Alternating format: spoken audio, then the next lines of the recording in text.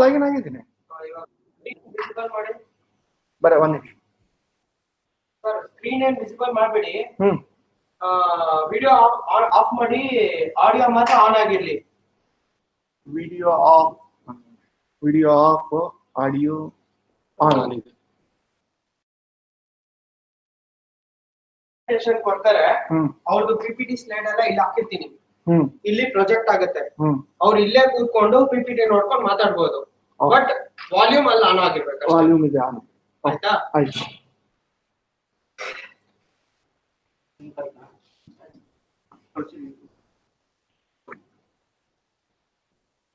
ಸರಿ, web cam ಯಾಕೆ on ಮಾಡ್ತೀವಿ? ಅದು ತಾನೇ ಆನ್ ಆಗ್ಬಿಡ್ತದ.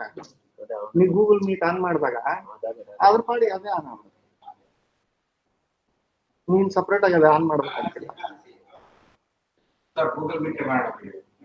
ಇದೀವಿ ಸರ್.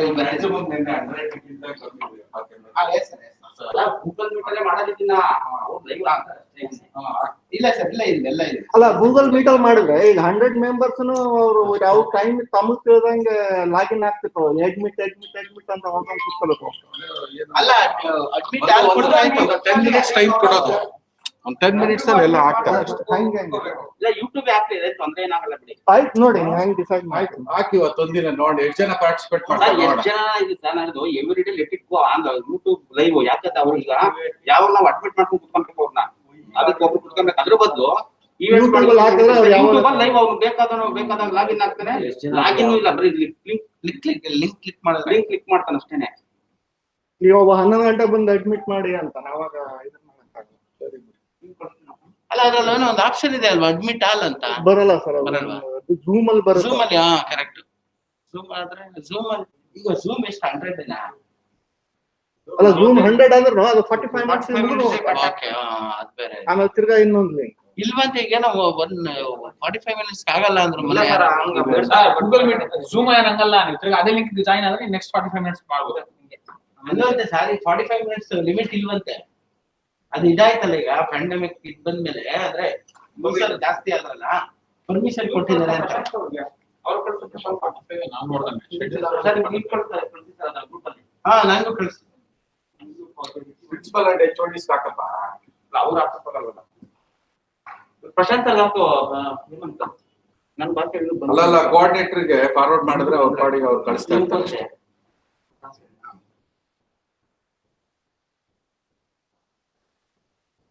ಪ್ರಶಾಂತ್ ಸರ್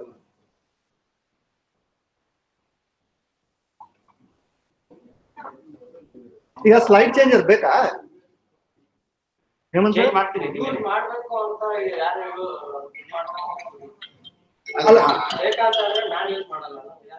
ಅಲ್ಲ ಸ್ಲೈಡ್ ಚೇಂಜ್ ಮಾಡಿದ್ರೆ ನಿನ್ನೆ ನೀವು ಕೂತ್ಕೊಂಡು ಮಾಡಿದ್ರೆ, ಬಟ್ ಅಲ್ಲ, ಅದು PDF ಆಗ್ಬಿಡುತ್ತೆ. PDF ಅಲ್ಲೂ ಸೈಜ್ ಚೇಂಜ್ ಆಗ್ತಿತ್ತು, ನೆಕ್ಸ್ಟ್ ಪೇಜ್ ಹೋಗ್ತಾ ಇತ್ತು. ಸೈಜ್ ಚೇಂಜ್ ಇದ್ರೆ ಇನ್ನೂ ಒಳ್ಳೇದು. ಹಂಗಾರೆ ಅದನ್ನ ತಂದ್ಮೇಲೆ ಅಲ್ಲೇ ಕೂತ್ಕೊಂಡು ಹ್ಯಾಂಡ್ ಮೈಕರ್ ಮಾತಾಡ್ಕೊಂಡು ಸೈಜ್ ಚೇಂಜ್ ಮಾಡ್ಕೊಂಡು ನೆಟ್ ಆನ್ ಮಾಡಿದ್ರೆ ನೋಡ್ಕೊಂಡು ಫಸ್ಟ್. ಈಗ ಅವ್ರು ಇಲ್ಲ ಅಂದ್ರೆ ಹೆಂಗ ಅವ್ರು ಇಲ್ಲ ನಂಬರ್ ಇಲ್ಲ ಸರ್, ಅದಕ್ಕೆ ಪ್ರವೀಣ್ ಸರ್ ಕಳಿಸಿ. ಪ್ರವೀಣ್ ಸರ್ ಯಾವ ಯಾರಿಗಾದ್ರೂ ಆಯ್ತು. ಪ್ರವೀಣ್ ಕಳಿಸಿದ್ರು HOD ಗ್ರೂಪ್ ಅಲ್ಲಿ ಇದ್ದಾರೆ.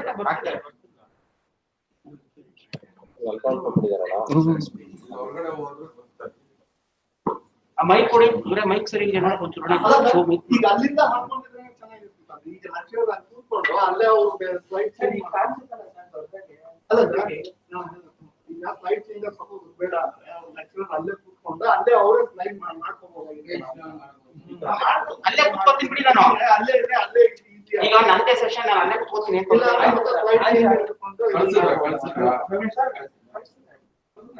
ಬಂದಿಲ್ಲ ಪುಟ್ಟು,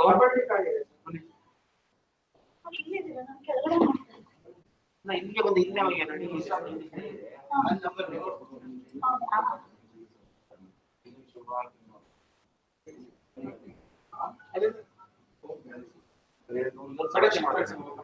ಡೌನ್ಲೋಡ್ ಆಗ್ತದೆ ನನ್ನ ಮನೆ. ಅಲ್ಲ, ಅದು ಕೂತ್ಕೊಂಡು ಮಾಡೋದಾದ್ರೆ ಬೇಕಿಲ್ಲ. ಆಯ್ತು ಅಲ್ಲೇ ಕೂತ್ಕೊತೀನಿ. ಯಾವ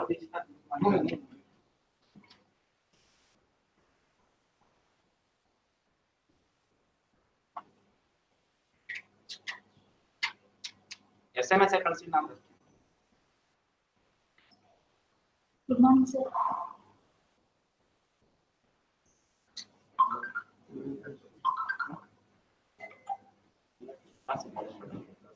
ನೋಡಿಲ್ಲ ಸರ್, ನಾನು ಹೋಗ್ತಾ ಇದ್ದೆ. ವೀಕೆಂಡ್ ಕಳಿಸ್ತೀನಿ.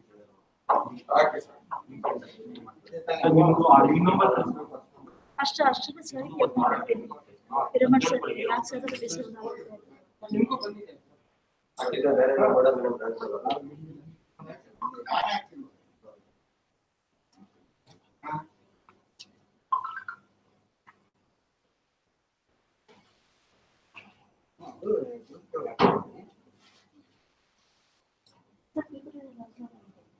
ಹೇಮಂತ್, ಆ ಸಿಸ್ಟಮ್ ಅಲ್ಲಿ PPT ಡೌನ್ಲೋಡ್ ಮಾಡಿದೀರಾ? ಇದು ಸರ್ ಪಾಸ್ವರ್ಡ್ ಇಮೇಲ್ ಐಡಿ ಹೇಳಿ ಸರ್. ಓಪನ್ ಸರ್ ನಿನಗೆ ಬಂದಿದ್ದೀರಾ ಮೇಲ್ ಐಡಿ? ನೀನು ಅಲ್ಲೇ ಇಲ್ಲಿ ಡೌನ್ಲೋಡ್ ಮಾಡಕ್ಕೆ ಈ ಇಮೇಲ್ ಐಡಿ ಕಳ್ಸಿದ್ರೆ ಡೌನ್ಲೋಡ್ ಮಾಡ್ತೀನಿ ಸರ್. ಈ ಇಮೇಲ್ ಐಡಿ ಬೇರೆ ಲಾಗಿನ್ ಆಗಿದ್ದಾರೆ. ಆಗಿದೆಯಾ? ಓಪನ್ ಇದೆ ನೋಡಿ ಮೇಲ್ ಐಡಿ. ಓಪನ್ ಇದೆಯಲ್ಲ.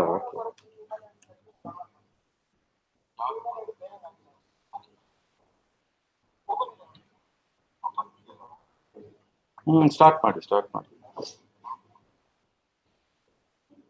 ಇದು ಮೇಲೆ ಇಲ್ಲಿದ್ಯಾ?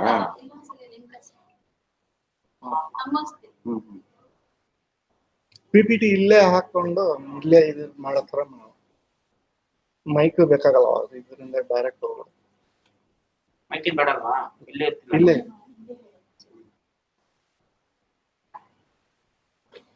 ಇಲ್ಲ ಸೌಂಡ್ ಬೇಕು ಅಂದ್ರೆ ಮತ್ತೆ ಮೈಕ್ ಬೇಡ. ಏನು ಸೌಂಡ್ ಇಲ್ಲ ಕೇಳಿದೆ, ಒಬ್ಬೊಬ್ರು ಮೈಕ್ ಅಂತ. Already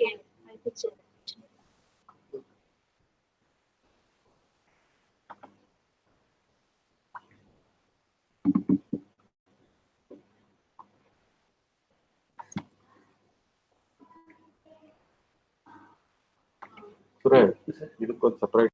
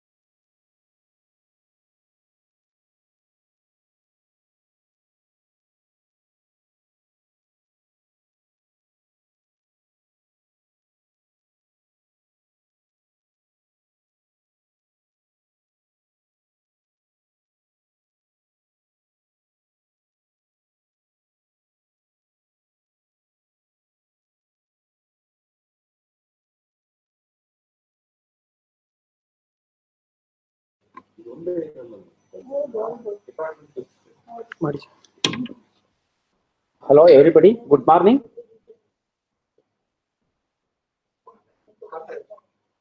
Yeah. Good morning, everybody. Yeah. Good morning, the students who have joined for this session, day 2 and session 1. I am Dr. Narsimurthy MS, Professor and Head of the Department of Computer Science and Engineering. Yeah. See, the first session will be on the subject or the course that you have in the first year from Department of Computer Science or Information Science or Artificial Intelligence and Data Science or any other branches of engineering is concerned. You will be studying one subject from Computer Science and Engineering Department side. That is called problem solving using C or C for problem solving. See, all of you may be having a doubt, say being a civil engineering department student or the mechanical engineering department student or electrical engineering department student, why we should study this particular course. See, my dear students, please make sure that whatever we call in engineering today, we don't call that as a subject, we call that as a course. Your engineering is a program. It is a 4-year program, and each and every subject that you nominated are called as the course. So no more say whatever you are calling in the pre-university or your 10th class a subject is no more a subject in engineering.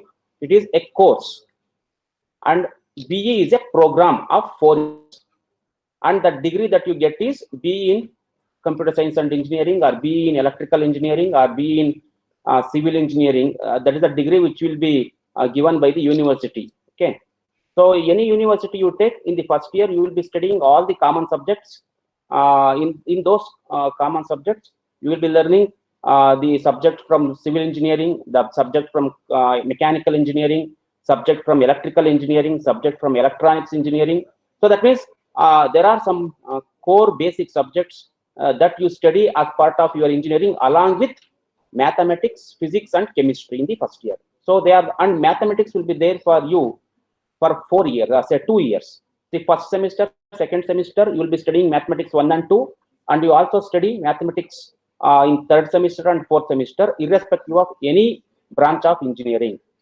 You may be in any branch of engineering, mathematics is there for 2 continuous years, and it is very, very important, along with first year physics and chemistry.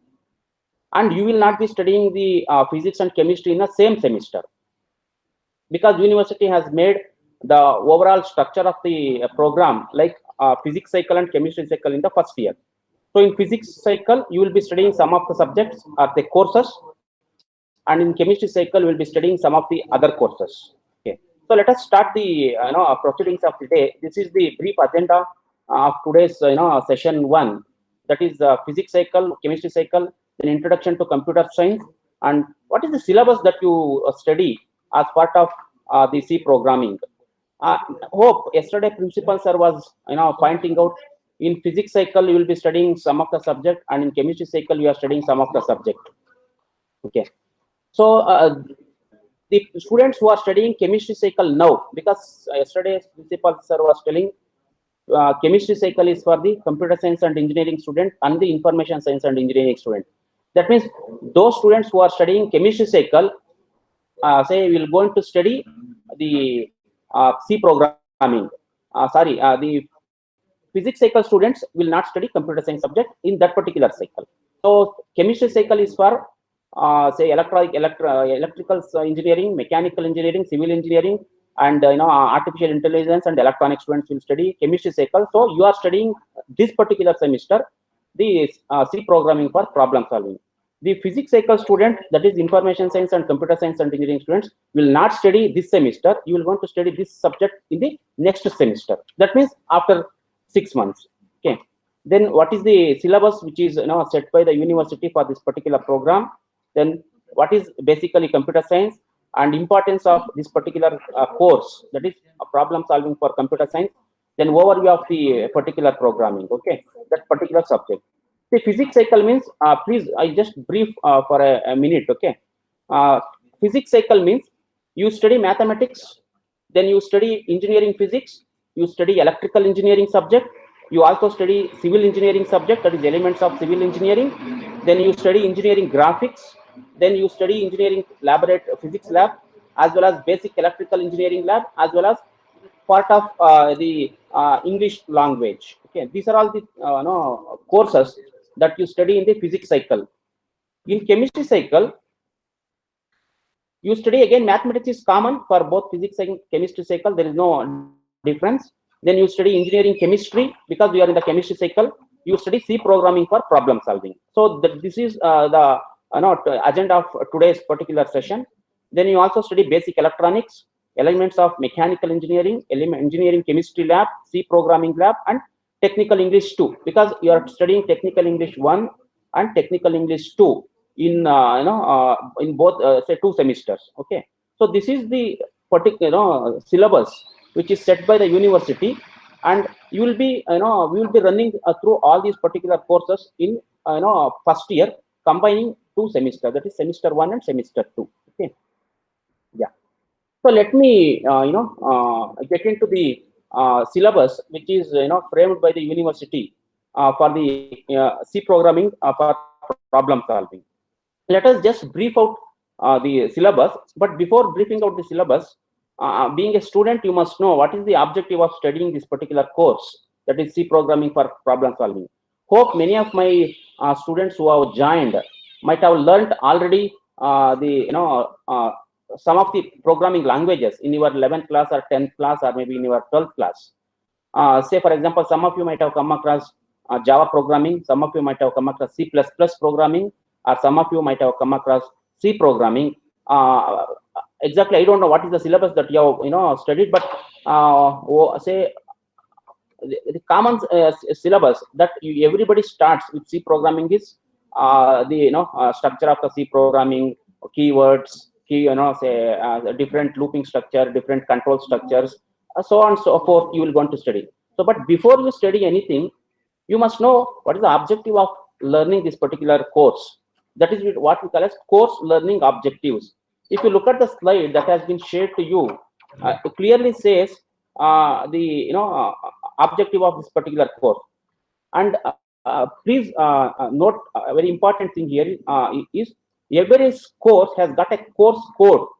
So if you look at this particular slide that is being shared to you, says this course, that is 18 CPS 13/23. Those students who are studying in the first semester C programming for problem solving, the course code is 18 CPS 13. Those students who are studying this particular subject in the second semester, the course code is 18 CPS 23. That's why it is been given 13/23.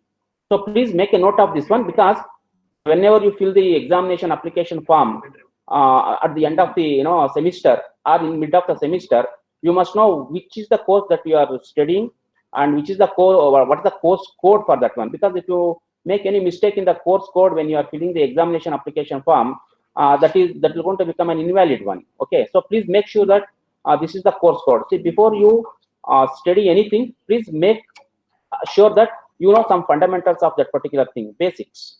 Okay, what is the course objective of this particular the subject or the course? The first objective is familiarize with the writing of algorithm, because you study your algorithm. You also study what is flowchart, fundamentals of C, and philosophy of problem solving. Then you implement some programming using the language constructs. I'll tell you what is language construct in forthcoming slides, as well as decomposition of the problem into functions. Then what is the use and implement the data structures like array structures in the programming, and define the use of pointers with the simple applications. Because the syllabus which is set for you, this particular C programming for problem solving, is for all the programming. That means all the branch of engineering. It is not only for the information science or computer science or artificial intelligence and data science. It is for every branch of engineering. So keeping something in mind, the university has said, what is that something means? Everybody should have the basic knowledge of some programming language. Now it is C programming language, no matter, because some of you may study in future on your own the Java programming language. Some of you may study the Python programming language. Some of you may study some other programming language. But irrespective of the programming language that you study in future, basic knowledge of the programming should be there in each and every engineering student who get into the engineering program. So this is the objective of the university.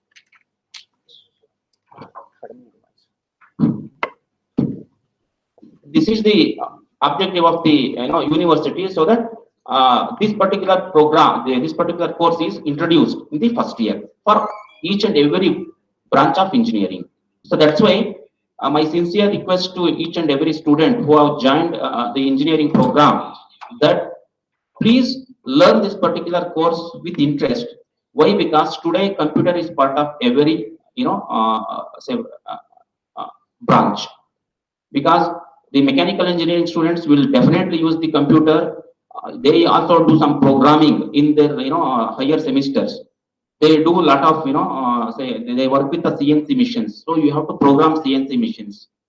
So like that, civil engineering students, you use computer for so many purposes in your higher semesters. So please don't neglect this one, because this is what we have been observing in the other branch of engineering students other than CS, IS and AADS. Because you people will take this as very lightly, saying that anyway this particular course will be there for one semester, and let us pass this exam. No, passing is one point of your objective, but there are so many other things that, because today you know that what's the demand for computer science and engineering branch of engineering in any university you take. What is the demand for information science and engineering student? The particular branch. Why? Because demand is there for only these 80 branches today. But nevertheless, the demand is there for all the engineering branches, provided if you update yourself with the technology.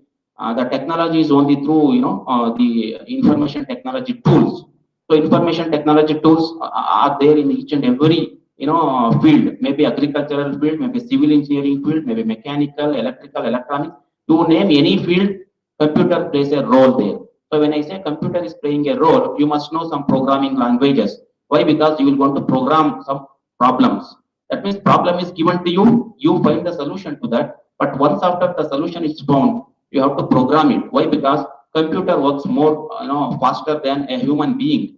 So that's the reason we program, and we do operations very fast.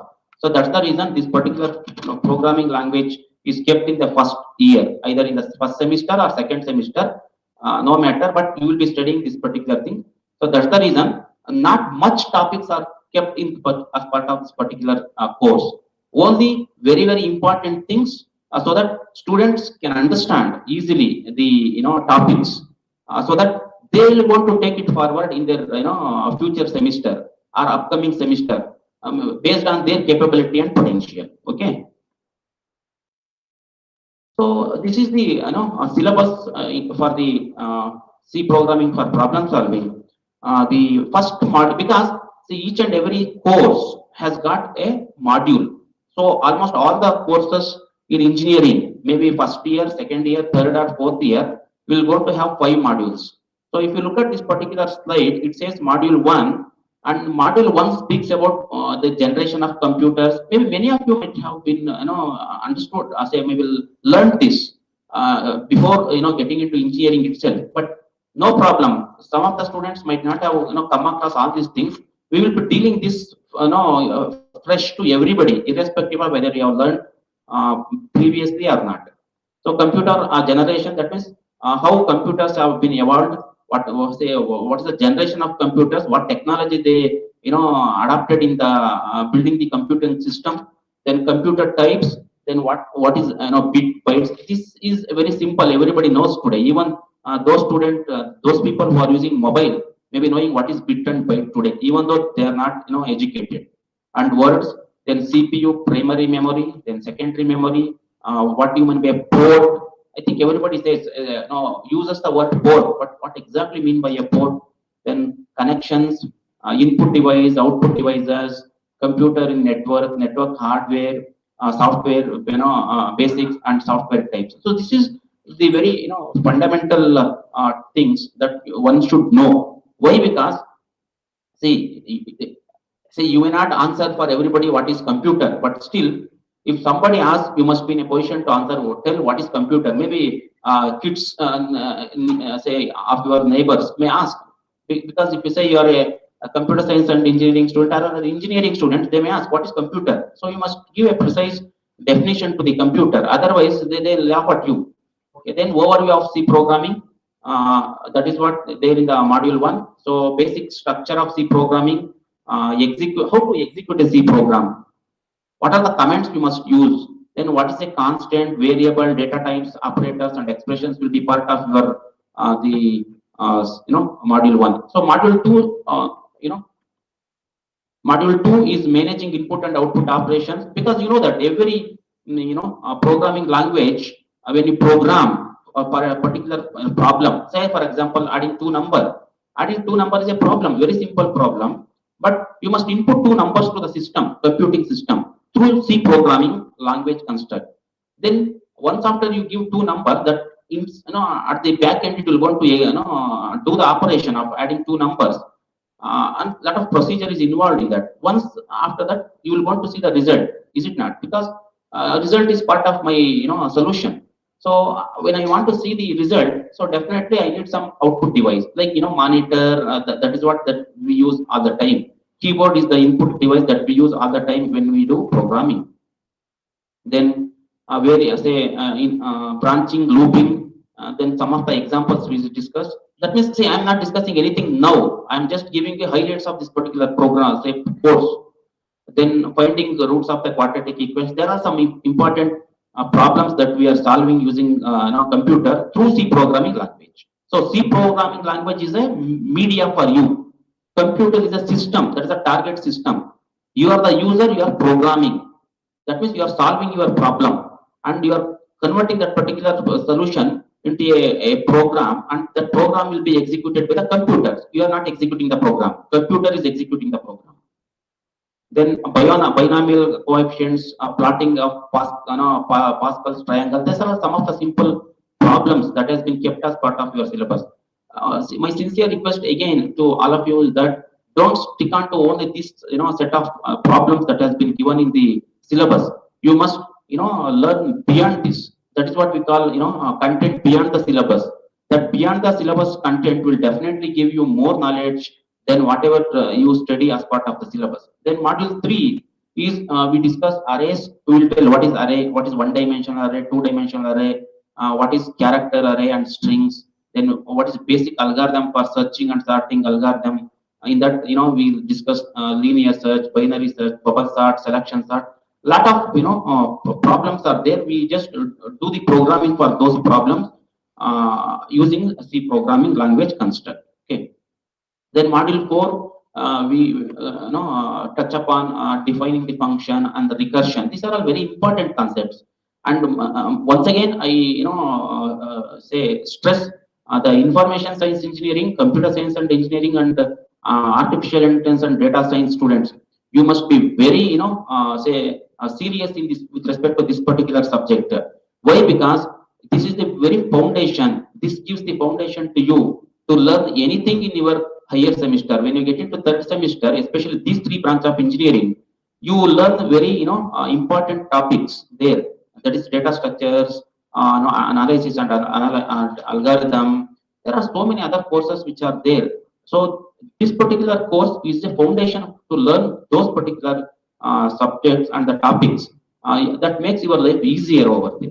Then finding the factorial of positive integer and Fibonacci series. These are some of the simple problems which are given in the university syllabus. But these are all not the only problems. Okay, this is just a beginning. Okay. Then module 5, we are ending in the module 5 with the structures and pointers and preprocessor directives. So these are all some of the topics that we discuss in the this particular subject. Okay. Then in each and every module, I think you might have observed RPT levels L1, L2, L2, L1, something like L1, L2, L3, L1, L2, L3. What is this L1, L2, L3? See, when your teacher starts this particular subject or this particular course, rather, we call that as a Bloom's taxonomy. That is level of Bloom's. See, Bloom's taxonomy is the learning curve actually. Okay, so that gives what is your learning level. Whether you are just understanding that subject, whether you are exploring that subject for to the analysis level, or you are just taking that particular subject to the application level, or simply you are remembering some of the things in this. So that is what we call L1. L1 means remembering. L2 means comprehension. That means you understand. L3 means we do application. That means whatever you learn will be applied to the programming, or you apply it to in problem solving. That is what we call L3 and L4, something like that. So when your teacher starts this particular sub course, will definitely deal all these things. Very important thing, once again, you must know that whatever the engineering program that you are doing is an outcome based education. It is not output based education. What is outcome based education? Means whatever you learn in any of the courses, course means the subject, you must apply that somewhere to some extent.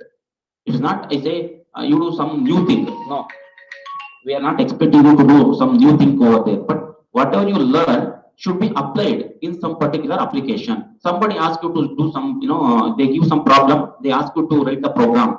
You must use the things that you learned in the course, and you should apply the content of the course, and you should solve the particular problem, so that we say that yes, this particular student has learned this particular course and he is ready to apply whatever the things that he or she learned. So that is what we call as course outcome.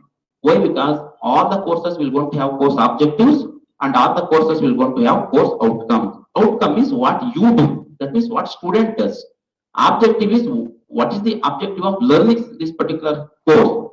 That means that is usually we say course objective is faculty centric. That means faculty with some objectives they are teaching this particular course. But at the end of this particular course, at the end of learning this particular course, what a student does, what he or she can do, that is what we call student will be able to. If you look at the course outcome, all of you just observe that course outcome, and course outcomes are not one or two. It is always more than one or two. That means if you look at this particular thing, we have almost four course outcomes.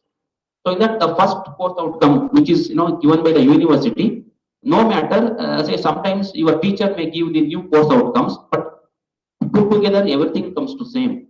Okay, it boils comes to the same thing. So illustrate simple algorithms from the different domains such as mathematics, physics, etc. Because if you look at here, see the problems are if you consider finding the roots of the quadratic equation, definitely it's a mathematical the problem. Then binomial coefficients, plotting a Pascal triangle, then searching, sorting. Then if you look at the factorial of a number, Fibonacci series, and maybe I can write a program to find the say solve the Ohm's law. I can write the program to solve Kirchhoff's law. That's Kirchhoff's current law. So that means these are some of the problem area we call domain. That's the reason university has clearly mentioned illustrate simple algorithms from the different domains such as mathematics, physics, and etc.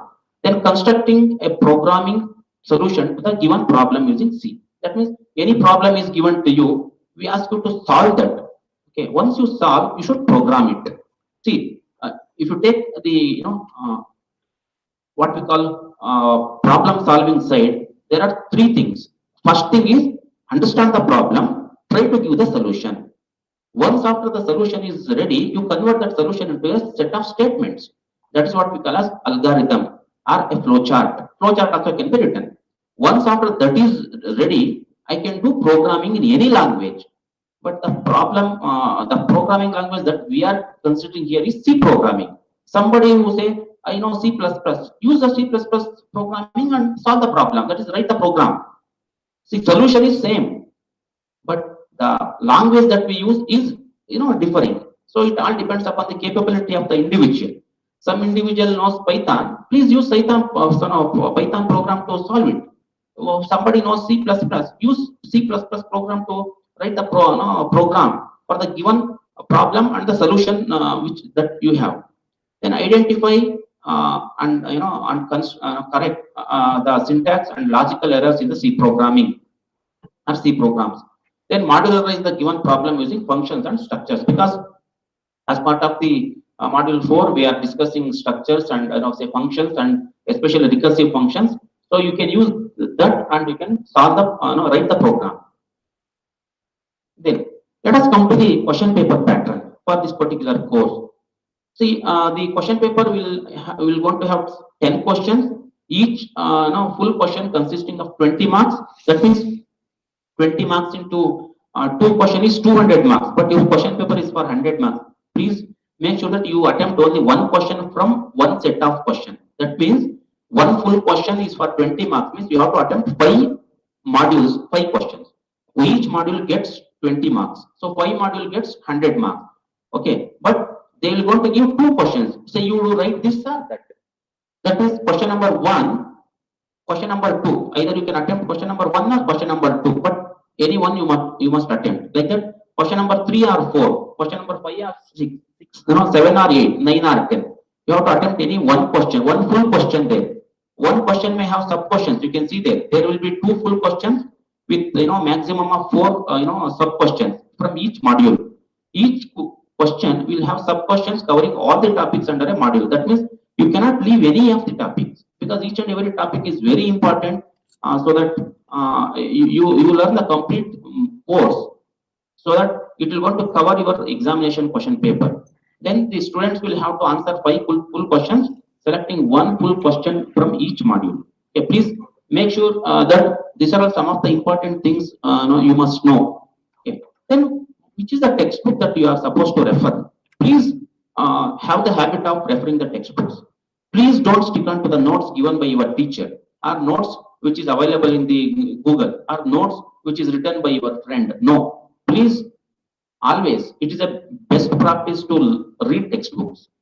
You refer your notes which is given by the teacher. You refer the notes which is available in the Google, but that is not sufficient for your complete learning. See, always learning should be made complete. When learning becomes complete means when you refer the textbook, because for the same topic, different authors will explain in different way. They come out with different examples. They give different approach. So when you go through different approaches, learning becomes easy. If you refer only one notes, only one approach, sometimes that approach may not be, not sufficient to understand by you. That is the reason you must refer textbook. The textbook which is prescribed by the university is E. Balaguruswamy, Programming in ANSYS, 7th edition, Tata McGraw-Hill publication. Then Brain V. Cunningham and Dennis M. Ritchie, because Dennis M. Ritchie is the father of C programming. He is the founder. He found C programming. If you read his book, definitely you get more knowledge than just studying the notes of your teacher or your friend or whoever it may be. So that's why my sincere request and advice to everybody is, please refer textbook. Please read textbook. Okay. As much as you go with the textbook, more learning will going to happen. You learn more and more things along with the textbook. And one more thing you must understand: when the university sets the question paper, or the examiner, when the examiner sets the question paper, they don't look at somebody's notes, man. Please, they look at the textbook and the syllabus which is set by the university. They look at the topics. They draw some of the exercise problems from the textbook. So that's why when you read the textbook, you get some of the exercise problem, an opportunity to solve the exercise problem. Please talk to the teachers. Please talk to your mentors, so that you can learn more in a better way. So that's the reason. Please refer textbook, not only for this particular course, any course for that matter. Maybe physics. You refer more than one textbook. If you simply stick to the notes, your knowledge is very limited, and you may not get good marks in the examination. As well as, rather just speaking on talking on marks, knowledge is very important. So if you want to have good knowledge, or if you want to get good knowledge, you must refer the textbook. So one such textbook for this particular course is E. Balaguruswamy and the Ritchie textbook. Then there are some reference textbooks. One of the reference textbook for this one is Sumita Badas, then Gary Bronson, then Day and Ghosh, then Vivek Gupta, then say Raja Raman, and there are so many other say Basuraj S. Anami. There are some of the textbooks kept as part of the reference, and you can just go through with one or two reference textbook. But textbook is very, very important rather than reference textbook. Reference textbook, if you read, you are great. I say any student who go through the reference textbook, solve some of the exercises given in the reference textbook means you are great and you are on the right path. You are on the right track. Anybody who is just studying the notes of a teacher, notes of somebody's, or notes of your friend, you are on a wrong track. So please correct it. Next. So then this C programming for problem solving is having theory, that is 18 CP. What is the course code for that one? 18 CPS 13 or 23. But we have one more course. See, C programming for problem solving is one course that is having 3 credits. All of you look at this one. This is very, very important. If you look at the top portion of the slide, it says semesters 1 or 2 continuous internal examination marks, that is 40. Then course code is 18 CPS 23 or 13. Then sessional session end examination, that is 60 marks. Then teaching hour is per week. They have written in the parenthesis LTP. L means lecture hours, T means tutorial hours, then P means practical hours. Okay, so 220, 2 hours lecture, 2 hours tutorial, and 0 hour practical for this particular course. And examination is for 3 hours at the end of your semester. But there is one more course associated with this. This is different course once again. Please don't combine C programming lab and C programming theory courses as same. They are 2 different courses. Once again, the semester is 1 and 2. You see, whoever is studying chemistry cycle will study these 2 courses. Then your internal examination mark is 40. Course code is 18 CPL. Can you see that the difference? That is CPS. Now it is CPL. CPL means Computer Programming Lab 17/27. Those who are studying in the first semester, it is called as 18 CPL 17. Those who are studying in the second semester, it is called as 18 CPL 27. Then the session end marks is the semester end examination marks is 16. Then teaching, learning, the number of hours is, you can see lecture, no lecture for this one.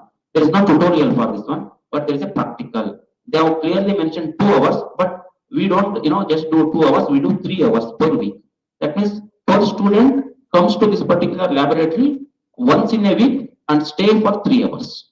So 3 hours you should be in the laboratory, you should execute the programs, you should write the problem, take up the problem, solve it, write the algorithm, write the program, execute it, and make sure that the solution that you are getting is correct. Once again, university will go to conduct a semester end examination for this also, and it is for 3 hours. Okay, we'll see what is the modality in this particular laboratory. How you will go to complete this particular course, and what are the learning objectives. So as usual, if you look at the course, once again we have the learning objectives, that is write flowchart, algorithm and programs, familiarize the process of debugging and execution, and implement the basics of C programming language. These are some of the course objectives. Then we have the laboratory should be proceeded or followed by a tutorial to explain approach or algorithm being implemented or implemented for the problems given. And see, the experiment 1 is mandatory and written in the journal. They have told. Let us see what is that experiment number 1. Okay, so let us come to this one, laboratory programs. See, there are some 15 programs. That means 15 exercises. You have to execute all the 15 exercises in the laboratory, and you should write this in the record. Then you must take the say suggestions from the teacher or the instructor who is present as part of the lab. So the first experiment, if you look at, it says familiarization with computer hardware, programming environment, concept of naming the program files, storing, compilation, execution, debugging, taking any simple C code. This is very, very important thing. This covers most of the things in your laboratory, because getting the understanding of the hardware present in the computer, because we open the computer system and we show what is RAM, what is ROM, what is SMPS, what is motherboard, which is RAM, which is the say hard disk, which is DVD drive. Everything will be shown to you. Everything will be explained to you because you must have the understanding of the basic computer hardware.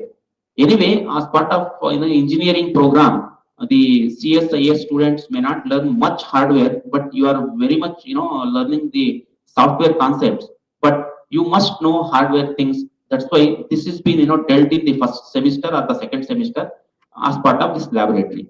Then how to store the files, what is the nomenclature that you use to store the file, what are the extensions, how to execute it, how to store, how to save, how to debug, how to write a simple C program. That is part of experiment number 1 or the laboratory program 1. So we have laboratory program 2, that is develop a program to solve a simple computational problems using the arithmetic expression, that is doing some calculator operation. That means a simple calculator is there, but you have to write the program for that one. You have to simulate it. Then develop a program to compute the roots of the quadratic equation, and for that anyway teacher will going to do in the regular lab. Okay. Then develop a program to compute the roots of the quadratic equation. Develop a program to find reverse of a positive number and check its palindrome or not. These are some of the problems. See, problems are given to you, find the solution and program it. I told already 3 things. Problem is given, understand, give the solution and write the program. So when you write the program, it is the responsibility of the computing system to execute it, but you have to make it more effective. Okay, with the language construct or usage of language construct. So then, see, there is one problem given. If you look at the 5th problem, it is very explanatory and it is a case study. Please, it's a kind of scenario they have given. You have to write a program for this one. Problem is given. Understand. Write the algorithm for this one. That means algorithm means step-by-step procedure in writing in your own language. So in your own language means we use English language here. But to write the program, we use C language. Look at here, all of you. Right? To write an algorithm, we use English language. To write a program, we use C language. So C language is different, English language is different. To understand, you understand in your own language, no matter. Assume that, say, I know Kannada, right? Somebody knows Telugu, somebody knows Tamil, somebody knows Hindi. After reading this particular problem, you analyze that particular problem in your mind, in your mother tongue, no problem for me. But when you start writing the algorithm, that means the procedure to solve the problem, write it in English. Then that can be converted into C programming language construct. Why? Because the English language that I know may not be, say a language that computer understand. No, computer does not understand C language. I say, what is that? English language. Computer understand only its own native language. We call native language. Native language means for computer, C is a native language, Python is a native language, C++ is a native language, Java is a native language. For a human being, which is a native language? Native language is English, Hindi, Tamil, Kannada, Telugu, Urdu, Malayalam. That is the native language of human being. If I am from the Karnataka region, for me, Kannada is my native language. Somebody is from the Kerala, say for them Malayalam is the native language. But for computer, across the globe, the native language is these things, whatever I listed: C, C++, Java, Python, COBOL, Pascal, any language you call. Okay. So 5th problem is a kind of scenario given. So you should understand the scenario and you should write the program. Then introduce one-dimensional array manipulation and implement in a binary search. Then implement using functions to check whether the given number is a prime or not. I think everybody knows what is prime number in your schooling. So you have to write a program for that one here. Then develop the program using 2-dimensional array. Then develop the computing the sin x of a number. Sin x is the value is given x. You have to compute the sin of an x value. You see in the syllabus they have simply given sin x, but you can also write for the cos x. You can also write the program for the tan x. You can also write the program for a cosecant. This one. So don't stop with sin x itself. Sin x is one simple problem given in the university syllabus. See, university cannot list all the problems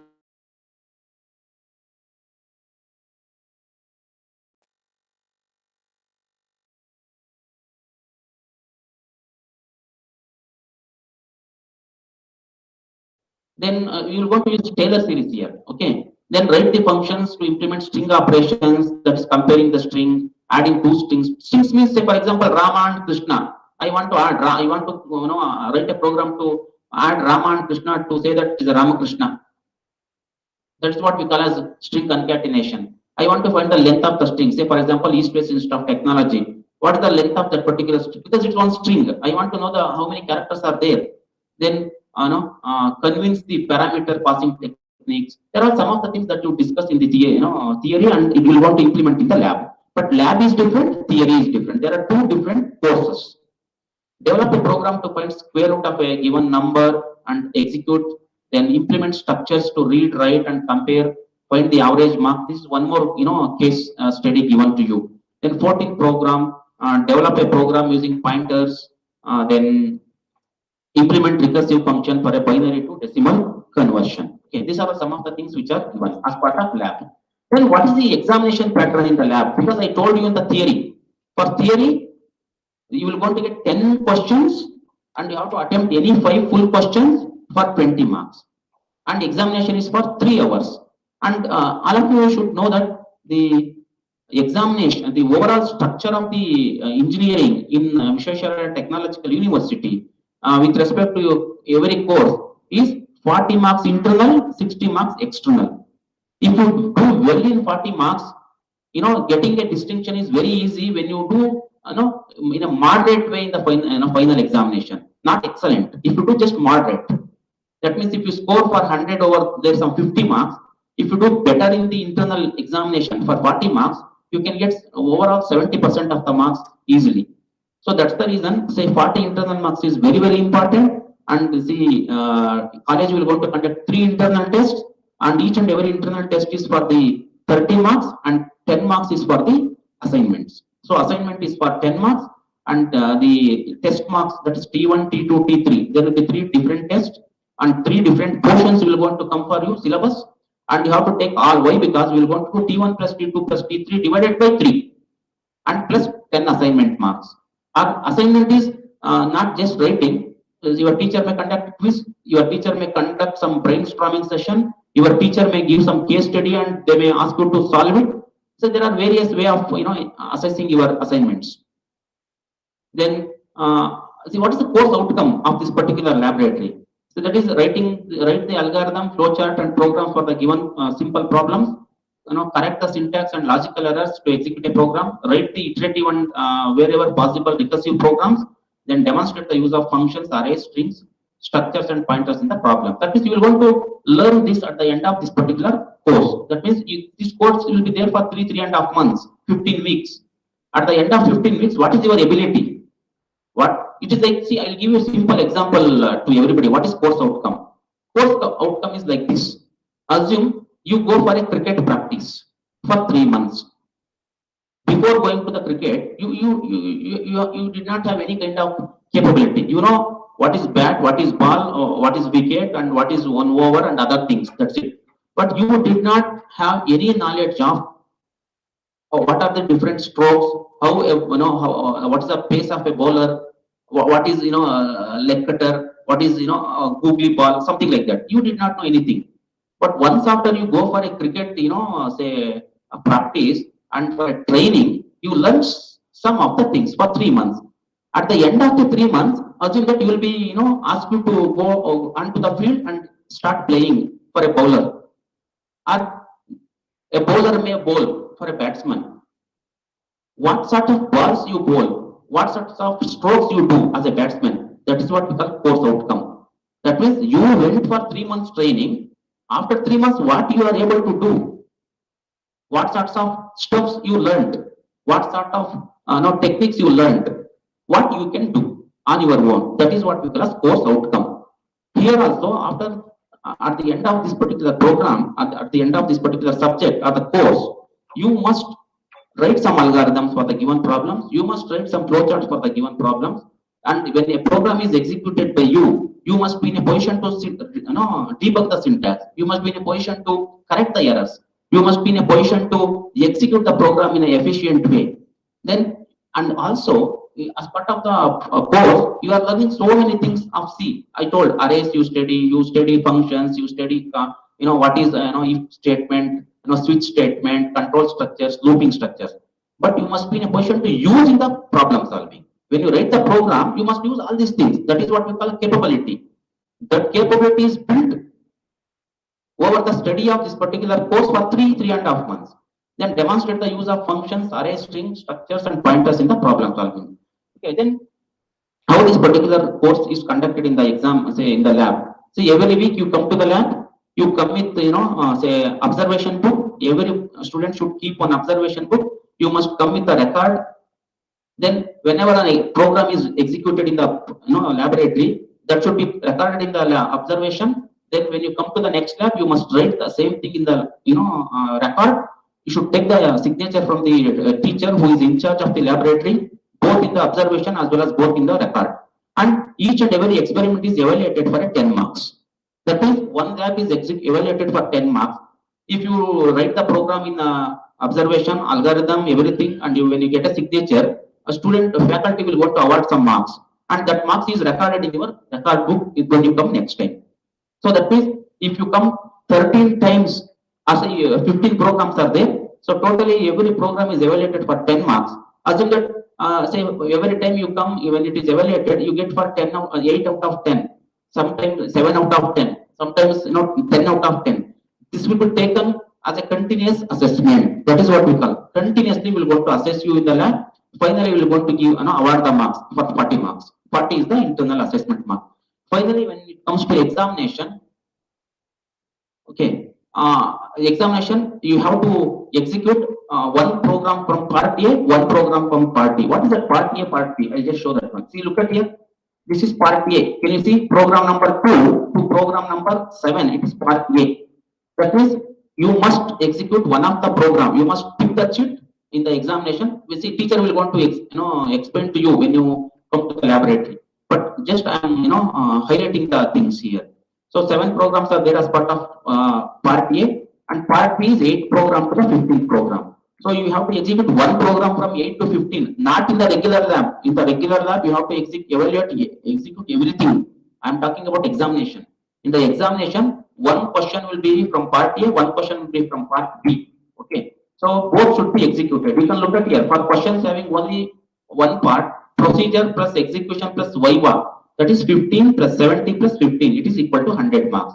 So 15 marks is for write-up, or we call procedure. 15 marks is for viva. That means they will want to ask you some questions on the subject or the course. You must answer. And 70 is for executing the program, both the programs. Okay, part A program, part B program. So you can see a part A procedure plus execution plus viva, 4 plus 21 plus 5, that is 30 marks. Part B is having more marks, 10 plus 49 plus 11, that is equal to 70 marks. Total it is 100 marks. Okay, so you can even in the examination assume that unluckily or even unfortunately you may not execute the program that you got due to some confusions. You can take the change of program. At that time, the procedure marks, that is 4 and 10, will be removed. That means it will not be considered. It will be made as 0. Assume that you want change of program in part A. You can take only once. Only once change of program is allowed in the laboratory examination, and the procedure marks is being deducted. That means that procedure marks, if you are taking in part A, 4 becomes 0. If you are taking in part B, 10 becomes 0. That means you will be evaluated only for the 21 plus 5, 49 plus 11. That's it. If you are taking in both the part, then yeah.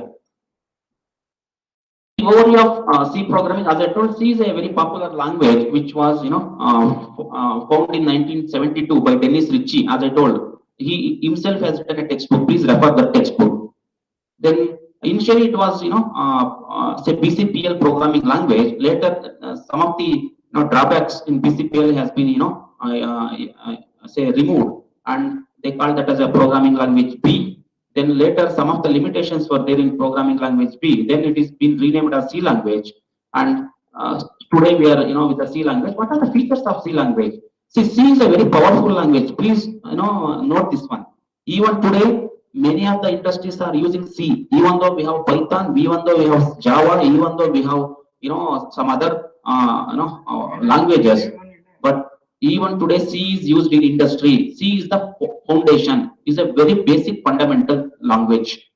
Why? Because which is a very portable language. Sometimes we call some of the assembly language. See, you study in the whenever you start learning this particular course, but which has got some important features. We call portable. I think portable means wherever I want I can keep it. That means C is such a type of language, and it's a middle level language. Then it's a structured one. Then which has got rich library. Then it is extensible. Then we have recursion in the programming, pointers. Pointer is a very strong concept of C language. No other language has got a strength of pointer except C and C++. Even Java does not use the pointers. Then it is a very faster. Then memory management is very efficient here, because memory management is very important thing in the programming. Because I cannot write a very lengthy program, because when I write a lengthy program which consumes more RAM when I execute. So when it consumes more memory, definitely more time is consumed by the system to execute a program. So more time is it's less faster. It is slower. So I don't want any slow output, right? So everybody are using the mobile today. Multiple applications have been opened.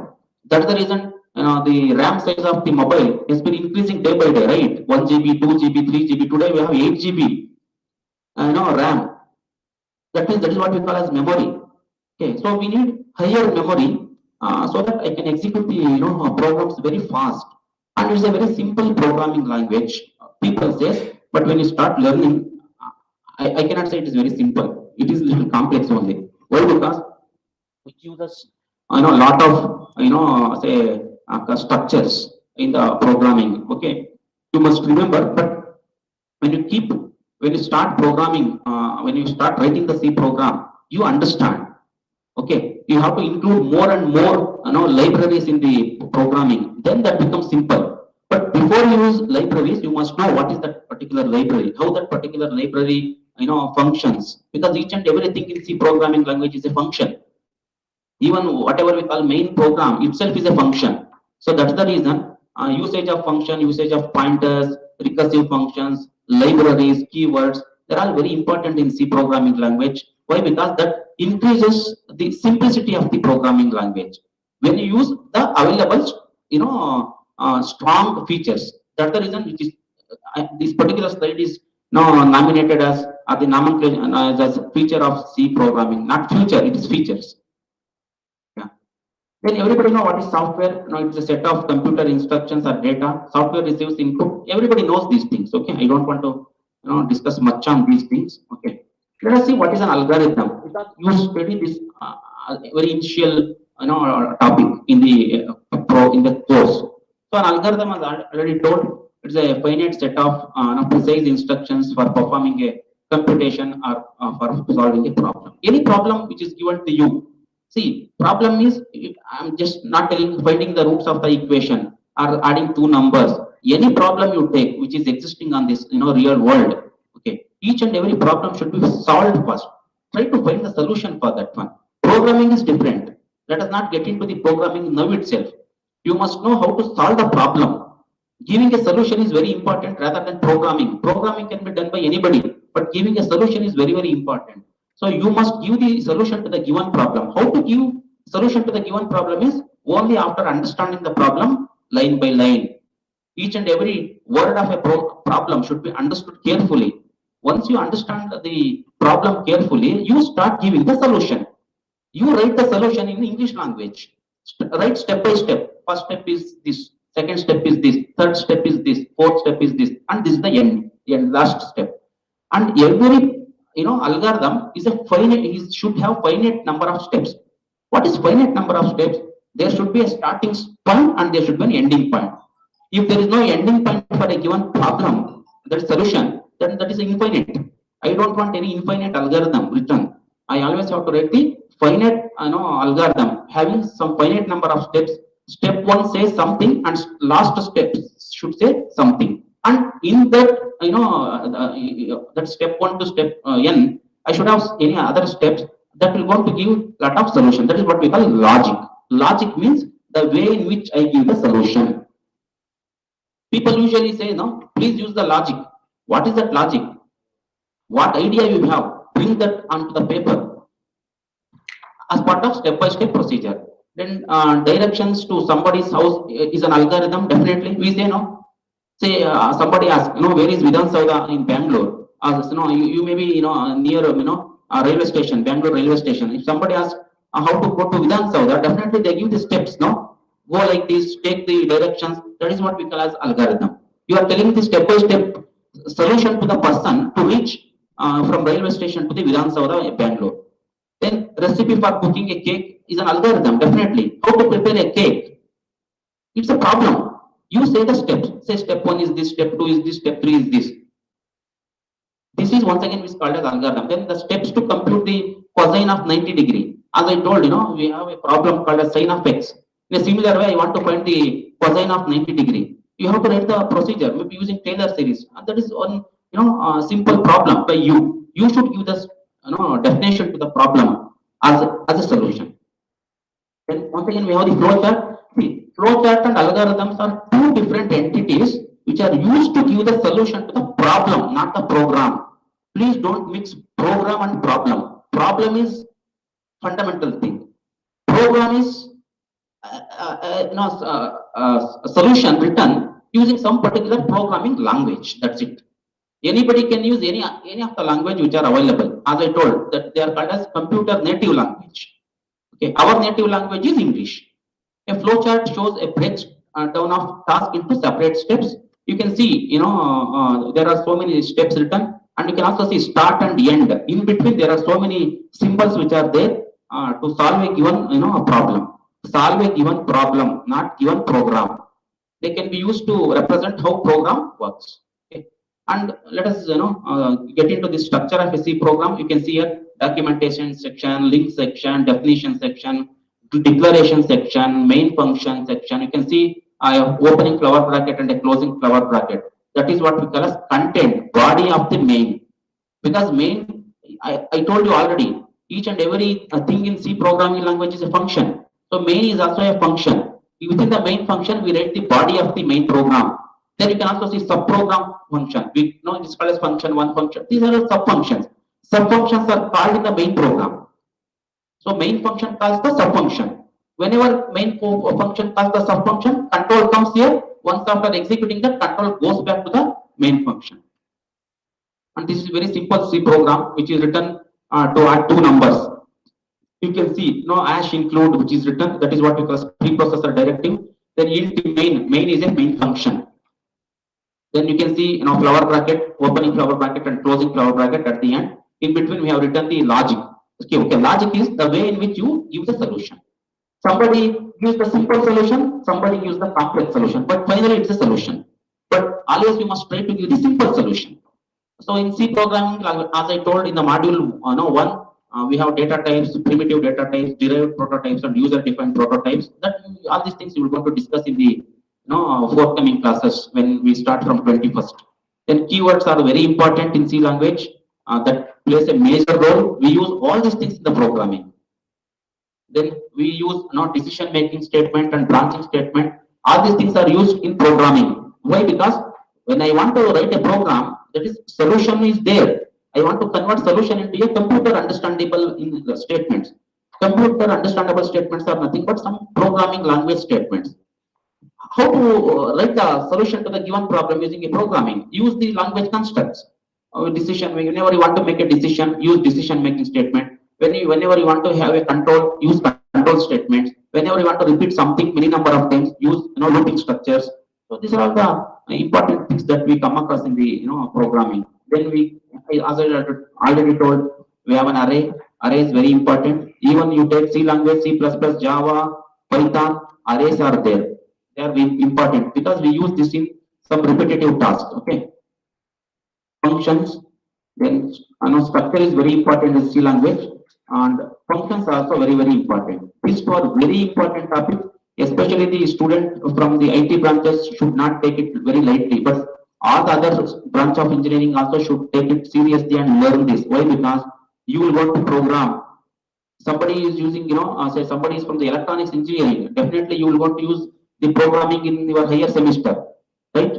Say maybe somebody is using a MATLAB in your, engineering, or maybe in the 5th semester or 6th semester, they also use some functions. They also use, write some programs. Okay. Then structure is one of the important topics. And finally, pointers, very, very important topic in the C programming is pointer. And it is very, little tough when you compare with respect to other topics of C programming. Pointer, usage of pointer is very, you must be very intelligent. When you can use pointers, how you can use pointer, how many pointers you can use, how to do initialization of pointer, how to access a pointer. All these things are very, important, but you should, if you understand the basic things, then, using the pointer in the programming is not so difficult. But when you use pointers in the programming, I say you are really, talented. Why? Because when I say I'm using pointer, means you are straight away using the memory, accessing the memory. So straight away you are getting into the, core of a computer. Core of a computer is nothing but memory. So this is all about the C language and some of the fundamental things. So I wish you all the, success. Do well. Don't take the, course easily. Okay. Each and every course is very, very important. You may be from any branch of engineering. Please, okay. Please don't take any subject lightly, because say for example, computer science and engineering students are learning some mechanical subject. Study with seriousness, because that is very important. There are so many things to learn from a mechanical engineering subject. There are so many things to learn from an electrical subject. There are so many things to learn from the civil engineering subject. That's the reason, all the universities have framed the syllabus for the first year, drawing some of the subjects from all the branch of engineering. Okay, so I wish you all the best. This is what from my end. The next session will be, taken over by, HOD Electronics and Engineering Department. And if you have any doubts, you can just, text. We are, here to clarify all your doubts. Okay, thank you very much.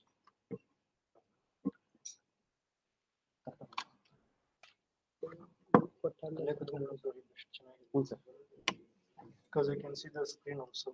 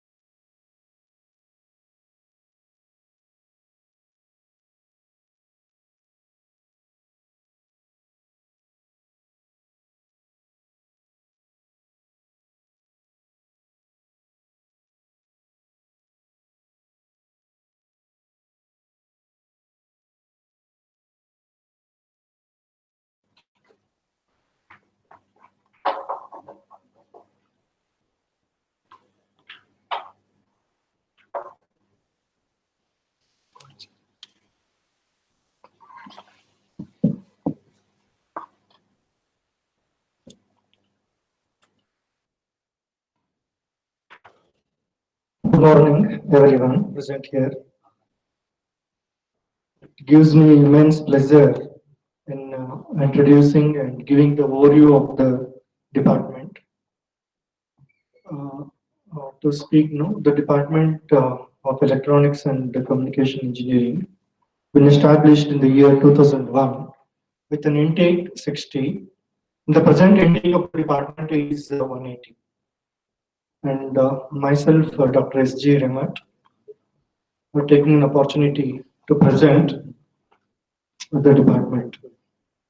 And to introduce myself, I completed my BE in the year 1995 from Government Engineering College, Davangere, and completed my MTech in the year 1998 from SJCE, Mysore, and completed my PhD in the year 2011 from Anna University.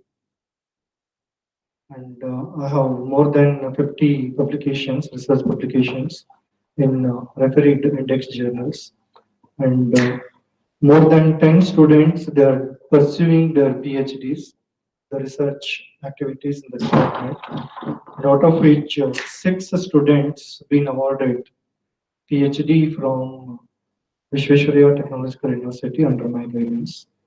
This is a short profile of mine, and yeah, let me start giving presentation of the department now. So the electronics could take, no, it is there in every part of the life today. The modern era, it requires electronics at every field. So right, it may be a process industry, or it may be a telecom industry with 5G technologies, or it may be the one which talks about the big data, machine learning. There also the electronics is required.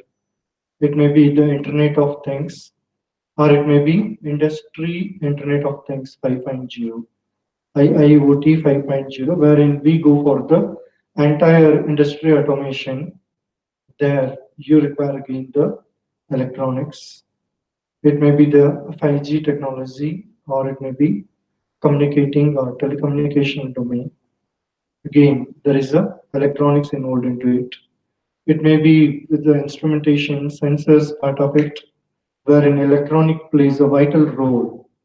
And again, could take, normally speaking, if you could take up even the biomedical engineering domain, wherein again the electronics and communication engineering plays a vital role. Keeping all the industry needs, the industry or the financial sectors or anything like the modern era requirements into the account, the department advisory committee and the expert committee, they have formulated for the department, these are to be the objectives.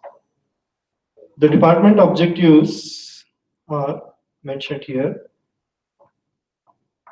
The electronics and communication engineering or the graduate is able to solve engineering problems, generating core competence through solid fundamentals in applied mathematics, science and electronic and communication engineering domain. It's the first objective of the department, as I just mentioned, the advisory and the expert committee, keeping the industry and the financial sector's requirements into the account, they have set the objectives for the department. It's the first objective of the department. And the second objective of the department is the graduate will inculcate the strong flavor of skill-based lifelong learning and capabilities to take up interdisciplinary challenges. So today it's the need of the day, normally speaking. We cannot conclude ourselves that once if we become a graduate, wherein our studies are completed, it's a lifelong learning. That one point to remember. And more or less, the department is training the student to shoot the requirements of the interdisciplinary challenges. See, for example, now, previous cases, automobile sector declared to be the mechanical or automobile engineering sector, but now it is more of electronics sector. The engine, no more it is a normal engine now. It is completely the one which has been automated with several sensors. Your movement of the piston into the cylinder, and converting your translatory motion into rotary motion and all light can or cam arrangements, whatever it may be, the mechanical totally being replaced today by the electronics. Wherein again the automotive electronic challenges are more. And probably you would have seen in the car, VVT stands for variable valve timer. That is again the electronics which plays a vital role even in operating the valve, to what extent that the gasoline fuel or the oxygen or the air has to pass inside the combustion chamber. Even igniting the spark today, it is completely the electronics. See, the interdisciplinary challenges, just I have taken example of mechanical engineering. How can be integrated with electronics engineering so that you are able to achieve the 100% automation even for the automobile fields. It's one among just an example that I have explored here. Could take up the biomedical field into account, no? Wherein the medical and engineering club, when the electronics plays a vital role, I think. All the therapeutical instrument, whatever that we are using today, they're all electronics. So the interdisciplinary challenges are one among important objective of the department.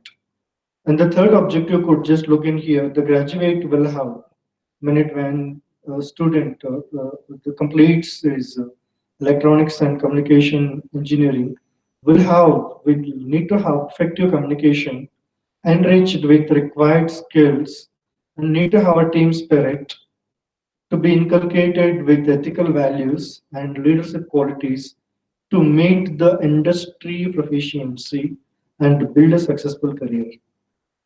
So this is what is the third objective of the department, wherein to lead the corporate world today, maybe to understand the corporate world, to be part of the corporate world, whatever the requirements are there has to be taught or to be trained, to be enriched with the required corporate skills being taken care, has been set as one among the objective by the advisory and the expert committee. And program specific outcome, the Department of Electronics and Engineering, it has certain specific outcomes being set by the expert committee. Will be able to, the graduate after completion of the degree, will be able to specify, design, build, test, apply, and adopt the skills sets in analog, digital, embedded system programming, signal processing, and semiconductor technologies to solve even interdisciplinary challenges. Is the first program specific outcomes. See, we have 10 program outcomes. Along with that, the department advisory committee, in addition that they have set 2 more specific outcomes. Is a specific outcome of the department wherein like able to design, build, test, apply, and adopt the skill sets in analog is one domain, digital is in another domain, embedded is in another requirements of the electronics, core electronic engineering, and the signal processing is a quite important domain wherein like today without signal nothing is possible as such, like that what we have dreamt by 2020 India to be the wireless, almost we are achieving. Probably another 1 or 2 years we are no more using any wireless anywhere. So the signal processing applications, maybe the MPEG 4, MPEG 5 concepts will be taken care, and to see that the students will be able to have these required skills. He need to have, or she need to have, the graduate need to have this particular specific outcome.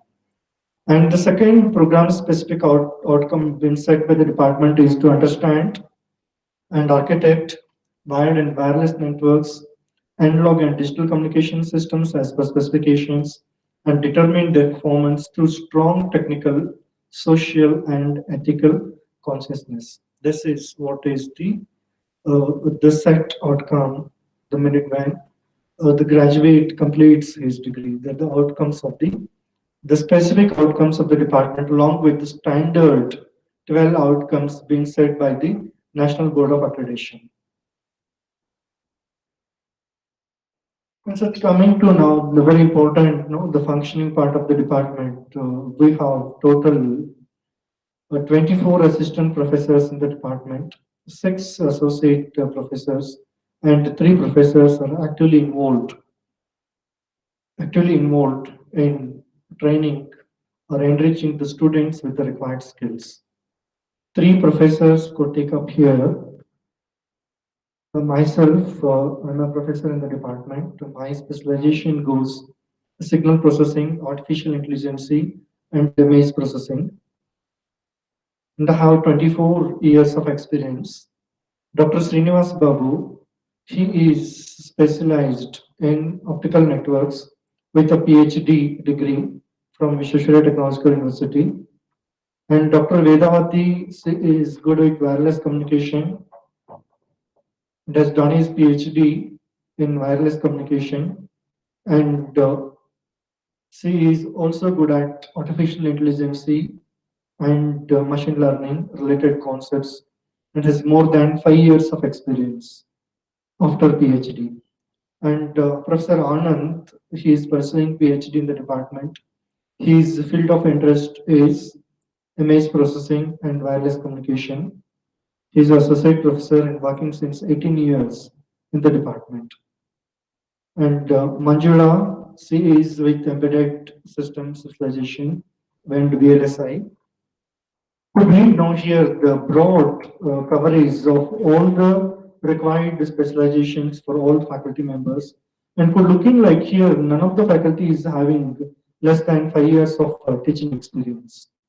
Everyone has minimum 5 years of teaching experience with 3 years or 4 years of industrial experience, and the average experience of the faculty in the department is not less than not less than around 7 to 8 years. So the department has almost well qualified and the experienced faculties. That's what I wanted to highlight here. And coming to the supporting staff, we have the foremen and instructors, sufficient instructors and foremen in the department. And the list is, the name list is, displayed here. We have the foreman with more than 19 years experience with the BE qualification. And Mr. Ashok, he has done his BTech from JNTU and is working as an instructor. And Kishore has a diploma in electronics. And sufficiently, we have total 12 numbers of non-teaching faculty members actively involved in training with the students. So more or less, the electronics department has several circuitry laboratories wherein we need to rig up the circuit and we need to test the outputs, maybe using digital storage oscilloscopes, or wherein the instructor also plays a vital role in instructing the student or demonstrating the students how to rig up the electronic circuits and do the requirements. Can conclude very simple that we have a sufficient supporting staff to cater the requirements of the experimentations, supporting staff, and we have enough number of teaching staff wherein they are able to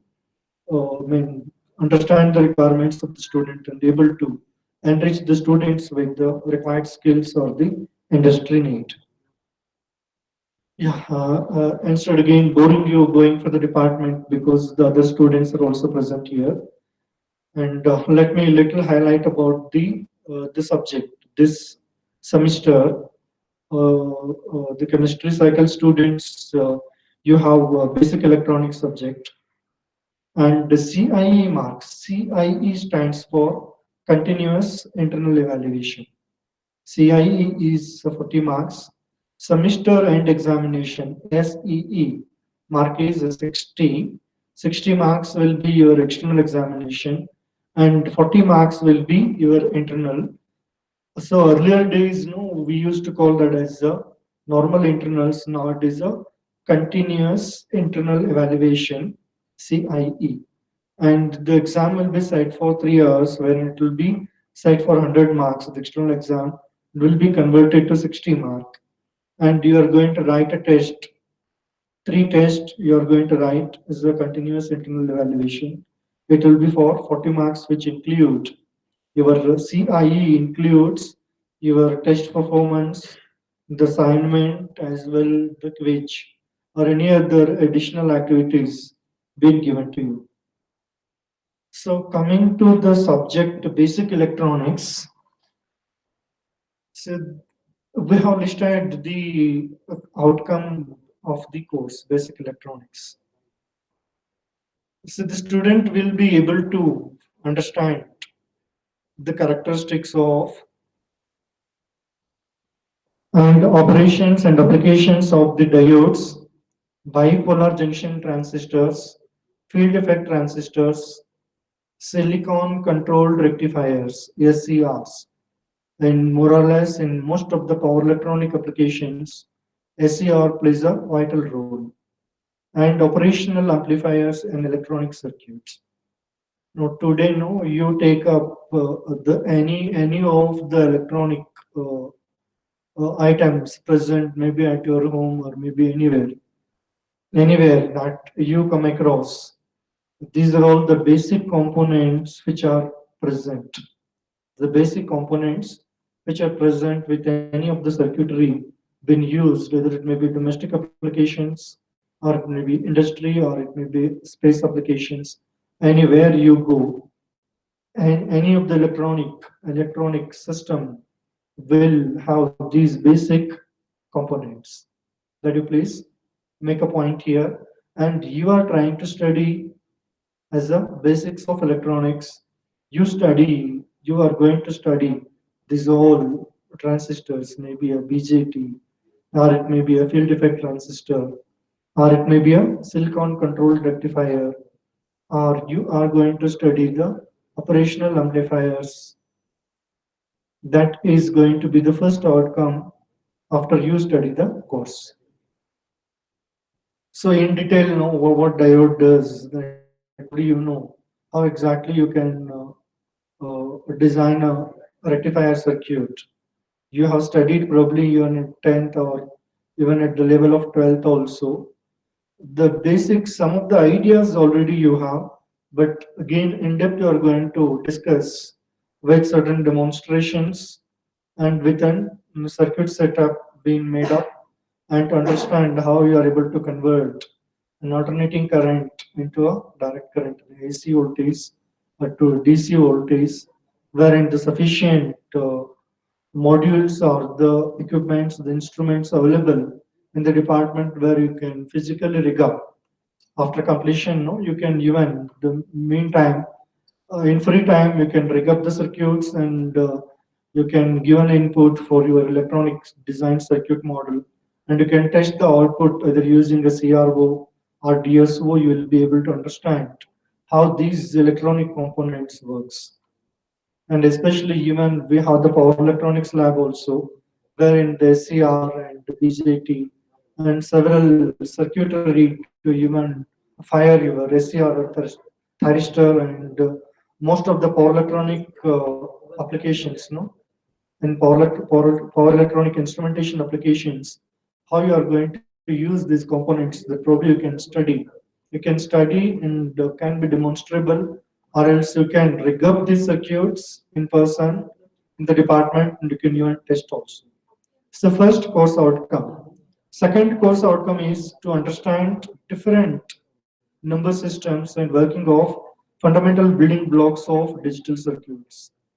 See, today it's the era is today the day, no, it is a digital day. Everything is digital. No more we stay with analog. Everything, no, everything is digital, and it's very important. Like here, no, your numbering system. Earlier you talk the decimal, now you talk the hexadecimal. And earlier cases, normal number you write, now you go for the binary representation of the numbers. and all combinational and sequential circuits that you are going to study. Your 0 and 1 makes the entire world today. That how you are going to take up the importance of your digital electronics or digital circuits into the account. The third course outcome being taken up into consideration here, the objectives of the outcome, understand the principles of basic communication systems and mobile phones. They are the set objectives for the department. And the outcomes could take up here. The first outcome is all the basic electronic components, which includes the diode, BJT, FET, operational amplifiers, all sort of transistors will be studied. And they'll be able to understand the functioning of the individual electronic components. And the second outcome being set here, design and explain the construction of the rectifiers, regulators, amplifiers, and the oscillators. It's the second course outcome. Probably you know already what is a rectifier that already you have studied, and regulators, that how you are going to regulate the fixed voltages. Using your regulators, maybe study of 7805, how exactly you can regulate the 5 volts output or 12 volts output. That all things you'll be studying here. And the usage of the amplifiers, the operational amplifiers, and the oscillator circuits to design, to develop any required frequency into the account. That's going to be the second course outcome. The third course outcome is you are going to study the general operational principles of SCRs and its application, wherein any of the power electronic circuitry, it requires the SCR is a very important component that you are going to characterize and study here. And meantime, you study the different regulatory circuits, IC regulators using 7805, and also you study stable and bistable multivibrators, oscillators using the timer IC 555. That all you are going to study in basic electronics. And also you are able to understand the communication systems and the mobile phones to a certain extent, the importance of the signal communications, or maybe your modulation, demodulation techniques, maybe the analog communication, the digital communication, that you try to understand to a certain extent, the basic certain extent. This is what is ever the outcomes and set outcomes and the objectives of your particular course, basic electronics. And remember, this basic electronics is, is a fundamental that you need to study, because tomorrow, whichever the industry you work, or maybe whichever the sector you take up into considerations, these electronic components, at least the basic idea that it is required that you need to have it. And in detail, the module 1, you are going to understand the semiconductor diodes and applications. You study the PN junction diode and equivalent circuit of a diode, Geno diode as a voltage regulator, rectification, half-wave rectifier, full-wave rectifier, bridge rectifier, capacitor filter circuits, all these things with some circuitry being rigged up in the lab. You are going to understand the functioning of all these basic components of your electronics. And further, you go for the field effect transistors and silicon controlled rectifiers for various power electronics applications that you are going to study when you study the MOSFET and study the JFET. Again, coming back again, they are very basic components of the electronics, and wherein you need to understand and characterize. You need to know the transfer characteristics of the individual components being used. So coming next, you are going to concentrate a bit onto the operational amplifiers. You are going to concentrate onto the operational amplifiers and the use of the operational amplifiers and the characteristics of the operational amplifier, and you will try understand what is the common mode rejection ratio, what is the common mode current, and how the op amps will be used, in formulating or in rigging up an electronic circuit, and the importance of a common mode current, and how do we nullify the common mode current, or how do we nullify the noises present in the circuit could easily be able to understand, and that you study in module 3. Both inverting mode, non-inverting mode, you study the operational amplifier, because I'm just telling the outlines of your basic electronics, wherein again I need to go to the detailed depth of the laboratories which are present with ECE. In module 4, you study the BJT and feedback amplifiers and the oscillators. Oscillators, they're the one wherein you rig up like a circuitry to generate the frequency of your requirements. And next, you study the digital electronics fundamentals. That's what I was telling. The number systems, binary and hexadecimal conversion, decimal to binary conversion, hexadecimal to decimal, and vice versa. And the Boolean algebra you study here, and De Morgan's theorem, or maybe the basics and universal gates, that everything you are going to study, right, including the usage of your different varieties of the flip-flops, maybe your JK or maybe RS flip-flop, maybe a D flip-flop, that everything you are going to study with the mux and demux understanding, and even decoder and encoder concepts, that also you are going to study in module 5. So this is the broad outlines of the basic electronics, more or less. You try understand the different basic electronic components involved at one end, and also you are going to use and rig up certain circuits, and to test or understand how these electronic components can be formulated as small systems of requirements that will you are going to study.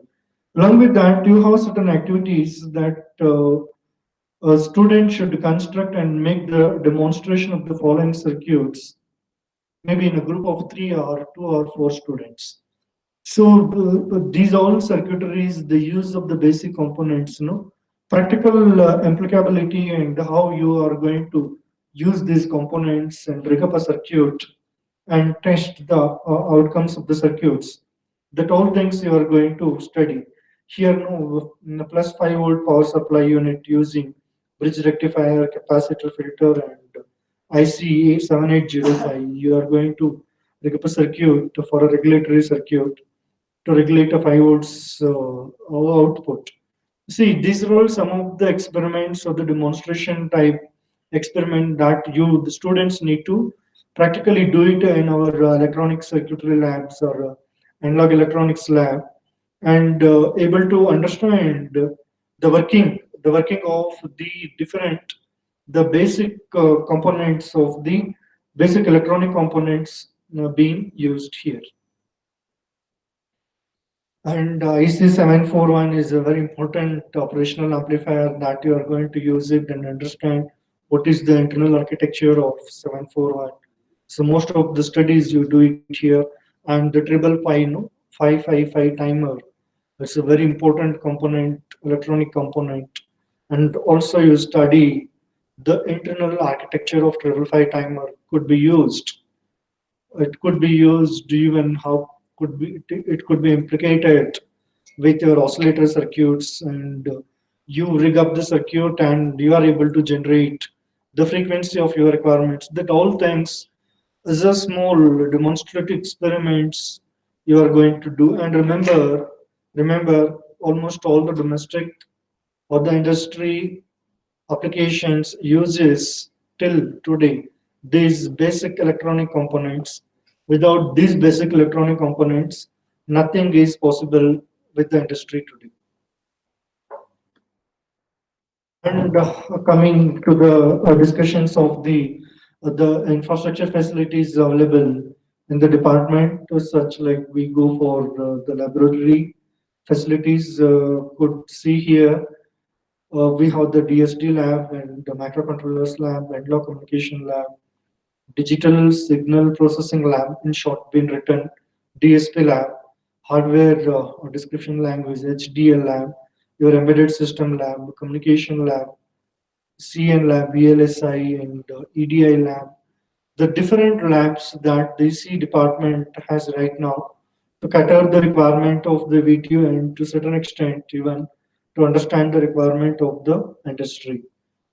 These many numbers of labs that we have, the 10 state-of-art laboratories been set up with all modern equipments, and even recently the department has received 11 lakhs fund still to modernize.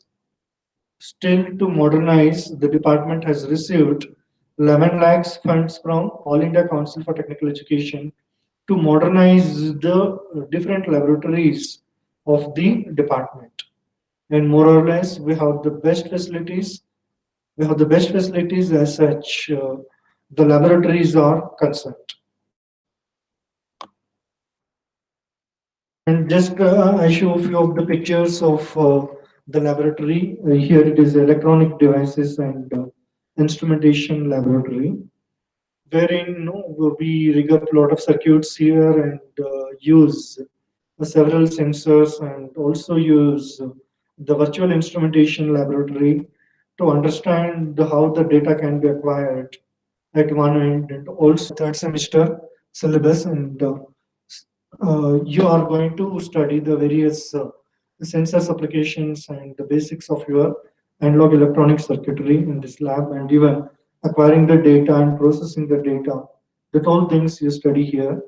And the facilities as such, the instruments are concerned, we have the best of the instrument, which includes digital storage oscilloscopes and most of the higher end signal generating equipments that we have with us. This is the digital system design laboratory. Earlier, we used to call this as a logic design lab. Before that, we used to call this as a digital electronics lab. And I invite the students even from computer science or ISC or maybe mechanical engineering or civil engineering or electrical engineering. Even they can make best use of this particular lab. The module 5, that what you study in basic electronics, the module 5, your digital electronics part, then this lab is a digital electronics lab only, wherein you are going to study the digital electronics requirements of the lab, wherein you study how to convert your decimal to hexa to decimal, conversion to binary, and everything that you are going to make study of here. And also you study different gates and simulate the gates, and even you are going to study the counters, usage of the flip-flops, everything that could be. And practically you can study in this particular lab, and the students know if you are not able to understand the theory, probably you can come and work in the lab to understand the better theory, like what that you have learned, and you are practically you are able to understand the basic concepts of the digital electronics in this particular lab. So next is the controller lab, and today microcontrollers plays a vital role in automation. It may be your traffic signaling automation. It may be the IoT, Internet of Things, and the microcontrollers. They are highly correlated. Your controller takes a vital role, normally speaking. The microcontroller lab is a very important lab, wherein you studied the basic 8051, and even you study the ARM controllers in this particular lab, where you program the things and understand the concept of cross compiling and many more you study here, and understand the architecture of the processor or the controller, and use of various controllers for different applications. That everything this particular lab, is going to be give a complete information, and the students will be enriched with the required skills such microcontroller is concerned.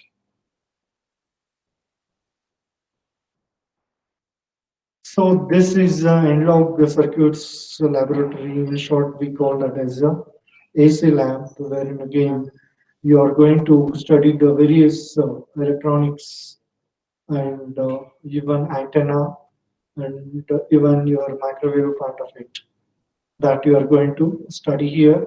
And we have a collaboration with few of the industries wherein we are using the facilities of network analyzer to validate some of the research designs that we have done in the labs. The minute when no, whatever the theory that you study and the resonating circuit building up for designing a filter and practically the minute when you wanted to test the output, there is a lot of difference between the theory that you have studied and the practical simulations and the results that you obtain. There is a huge difference, some difference that you can expect. Whatever the things that you design and practically when you test or try validate the results, there is some difference. Probably that all things could be studied and even we have facilities using the spectrum analyzer and network analyzer to be getting hired from the industries that we go there and we have collaboration and we pay some of the circuits as such research requirement is concerned. So next laboratory is a digital signal processing laboratory. It's a very important lab wherein the signals, the systems, and a digital signal that are going to be understandable here. Today, that nothing is possible without the signals. Normally speaking, the electronics, very important discipline of electronics is your signals. Signal is everything. So you are going to study, you are going to simulate the different signal processing concepts using MATLAB, and further you are going to use the processor. We have the TMS processors in the laboratory, the DSP processors in the laboratory, wherein you download the project or you build the project and dump it onto the processor and make that as a targeted processor for various signal processing applications. So DSP lab is one among important lab wherein the students are able to understand the importance of the signal.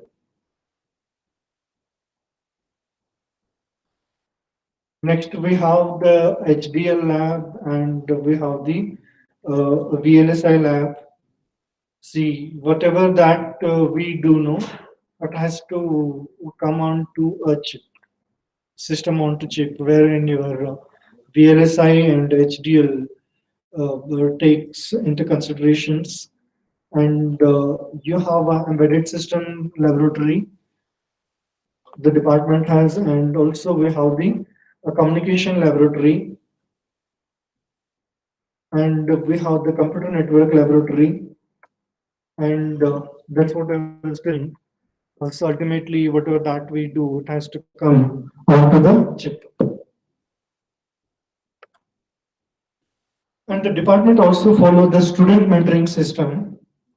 So the proctor mentor been assigned, and the HOD also monitors the student here. The student mentoring will be taken very seriously in the department.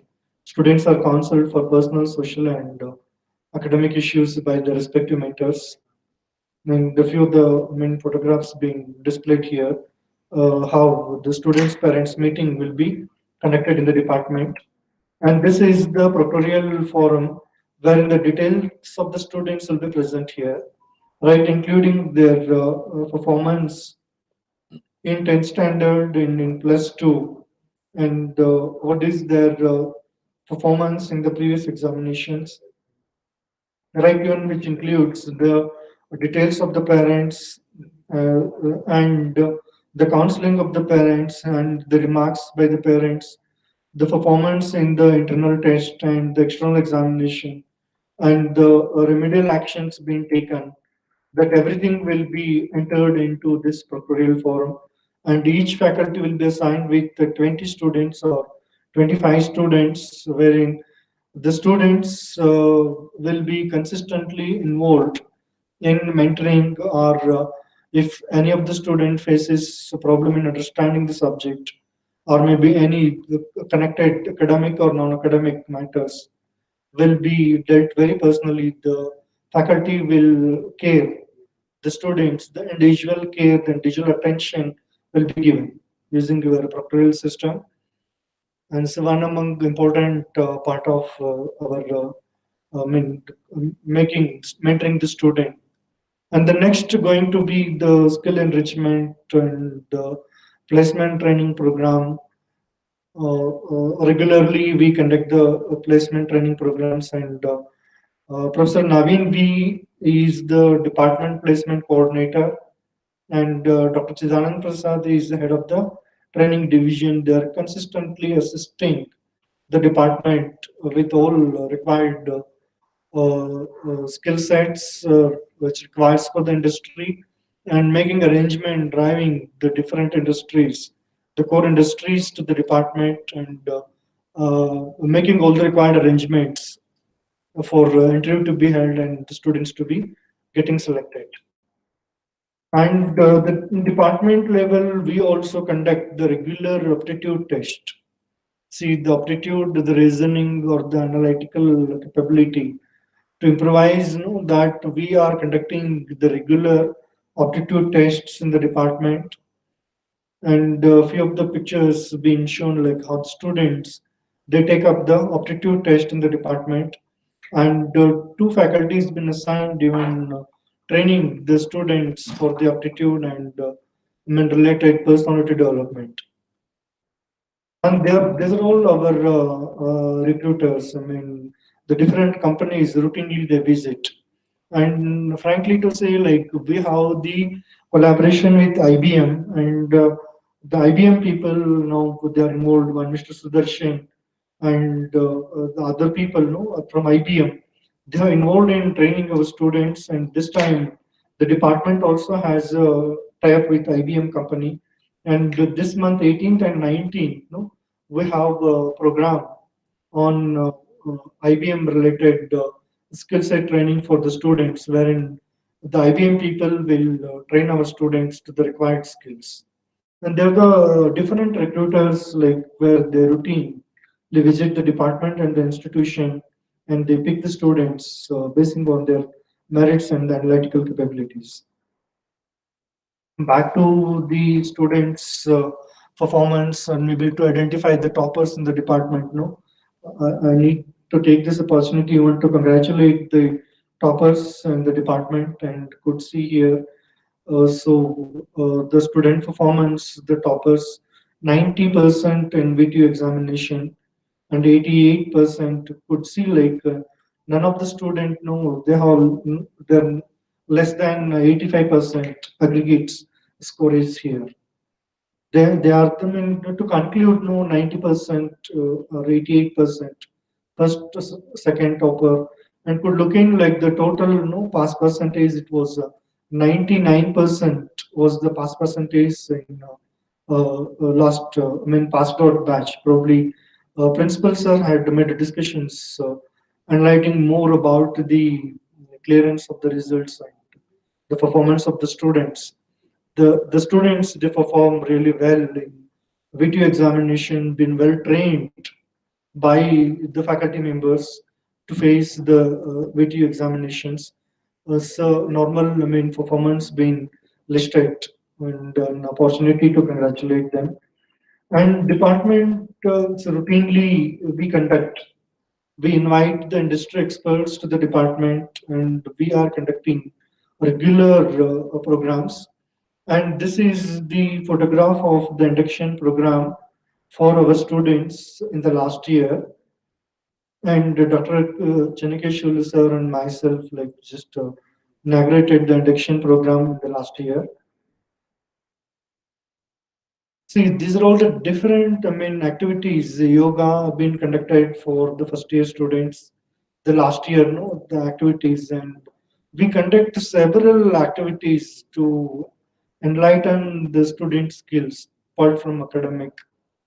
And probably you can see the activities being conducted here for the last year, first year students.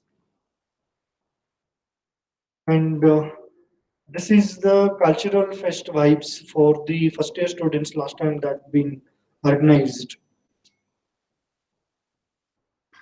And we routinely conduct the industrial visits for the students when the students can go and visit the different industries nearby and understand the working of the industry. You see some of the photographs being displayed here.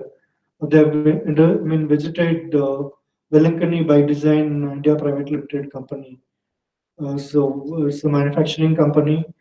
The students, they have visited the industry and will be able to understand like how the industry functions and how the industry automation being taken up into the consideration and the practicality or how things can be applicable that they study the minute when they visit different industries. So they have visited even the Indian Institute of Science campus, see small here, AISA quiz competition on climate changes. The students they participated and even we visit the surrounding ISRO and ISRO. We are visiting the ISRO and nearby industries maybe like HAL, BEL, BHEL, and a few of the private industries also we visit routinely. And we have conducted 3 days workshop for the students on fundamentals of physical design and verification using the Cadence tool. This has been organized in collaboration with the Board of IT Education Standards, and Narasimhan sir has given a lot of enlightenment along with that. We have collaborated with Entable Technologies also and the experts from Entable.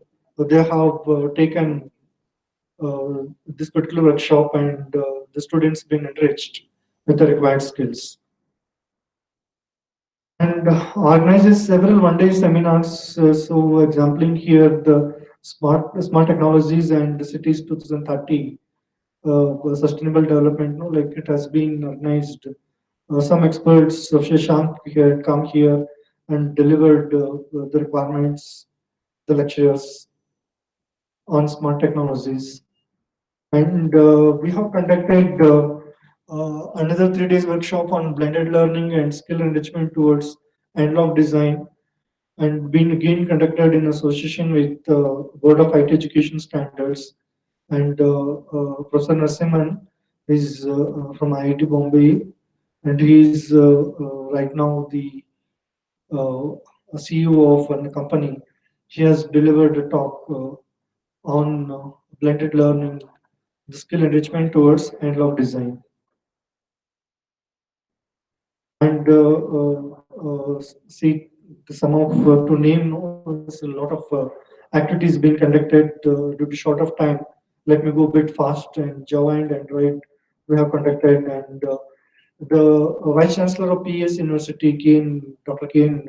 Balasubramaniam Murthy, he has visited the department and awarding, for skill enrichment, a few of the selected students, and to the participants is awarding the certificates.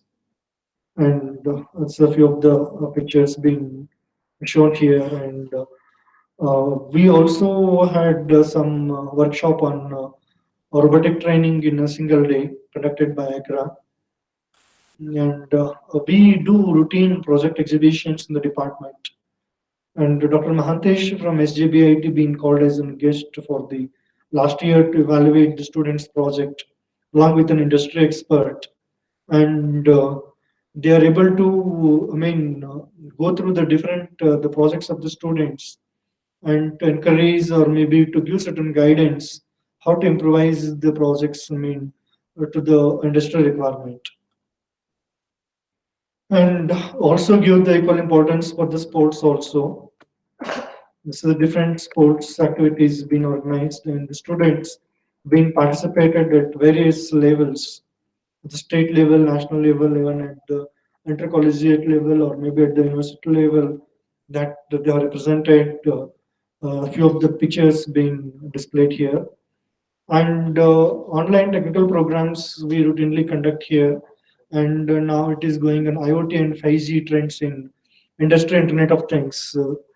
Being conducted, a webinar being conducted, being shown here. And activities, webinar on job opportunities in VLSI industries and network and cyber security and placement readiness program webinar being conducted. And now this is still in progress, design and development of IoT applications. So the subtitle being like Python, understanding the controller or the processor, Internet of Things and machine learning. Keeping that as a caption, we are still this particular workshop is on in different phases, design and development of IoT applications. And few of the things being displayed here. And thank you. And let me wind up the session now. And if you have any doubts, probably just you can pin your doubts, or maybe you can chat your doubts. In the next session, we are going to clear all your doubts. And from the department, I welcome all the students to East West institution, and even to EC department, respect to whatever the departments it may be, that any student can visit the department and take up any interdisciplinary challenges and work with us. Thank you. Thank you very much.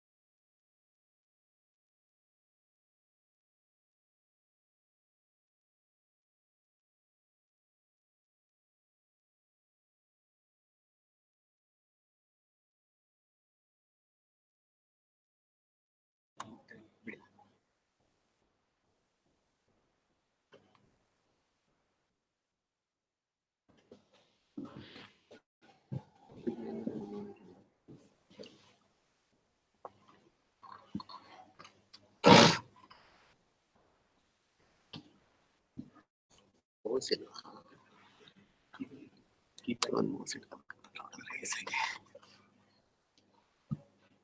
good morning, everybody. Say today, I will brief something about the necessity of engineering, and due to engineering, what you can achieve in your life, and what are the basic things are required to escalate our life. That is the thing.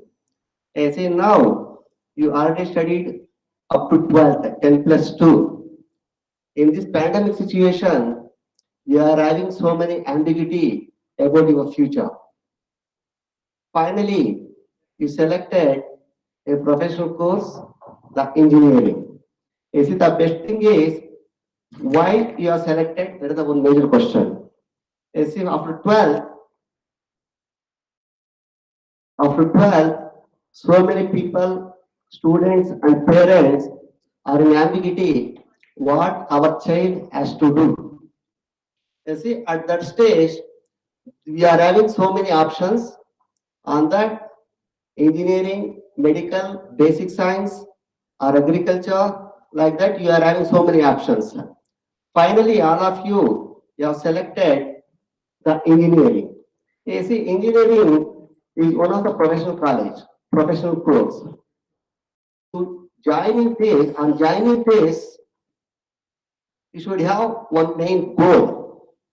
You see, on that, in the science group, you are in physics, chemistry, and mathematics. Like that, you have different courses. See, your B degree is 4 years. On that, the basic thing is mathematics is very important. See, the person who is having a mathematical background, he can achieve anything. So that's why he give much importance, whether you are computer science, electronics, electrical, or mechanical, whichever the branch, the basic mathematical knowledge is very, very important. See, for that, see, in engineering, mathematics is not much complicated as your PUC. See, I am going to tell one thing. What will happen is, up to 10 plus 2, the parents will care more about their wards. But once they join the professional course, the parents is not going to put much their effort on monitoring the students. See, this will what happen is, students become very free without monitoring them. At that stage, their mind will divert to some other way, some other thing. You see, for that, one thing I am going to tell you, if you put a 50% of the effort, what you have put in PU, you will get without any difficult FCD. That is first class with distinction. Here, scoring in engineering is easy compared to your 10 plus 2 or SLC or PUC. The scoring of marks is very easy in engineering if you study thoroughly. I say now, what is engineering actually? Engineering is branch of science which deals with technology. Otherwise, engineering is the application of science and mathematics to solve problems. See here science and maths both are integrated. Without anyone, we can't become the engineers. Therefore, you should give much more importance for both science and mathematics. You see, for whole engineering, basically, whether you are computer science or whatever thing, whether you are doing coding or whatever thing, for all those things, mathematics is the base. You see, for that, you should learn very well the mathematics. You see, now I am going to tell one famous clip on telling what is engineering. Ms. Sudhamurthy.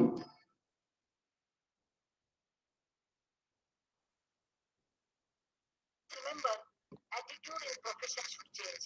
Engineering is a profession. Please understand. ನಮ್ಮ ಮಗಳು BA ಬಗ್ಗೆ BA ಮಾಡಿದ್ರಿ ಅಲ್ಲ. ನಮ್ಮನ್ನ ಯಾರೋ ಕತೆ BA ಯಾಕೆ ಮಾಡ್ಲಿಕತ್ತೀರಿ ಅಂದ್ರೆ ಇದ್ರಿ ಹೊರ ಹೊರಕ್ಕೆ ಭಾಳ ಚಲೋ ಆಗ್ತದೆ ನೋಡ್ರಿ. ಹುಡುಗಿ BA ದಾಗ ಚಲೋ ಹೊರ ಸಿಗ್ತಾವ್ರಿ. ಅದು ಕ್ವಾಲಿಫಿಕೇಶನ್ ಇದು.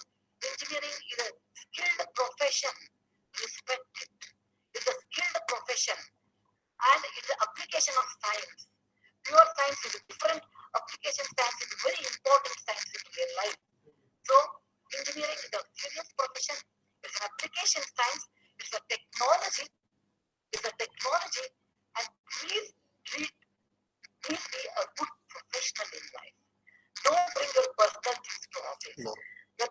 ಒಂದು ಜಗಳ ಮಾಡ್ತಾರೆ ಇದು ಬರಂಗಿಲ್ಲ ಇವೆಲ್ಲ ಎಲ್ಲರ ಮೇಲೆ ಕಂಟೆಂಟ್ ಜಗಳ ಮಾಡ್ತಾರೆ ಯಾರು ಜಗಳ content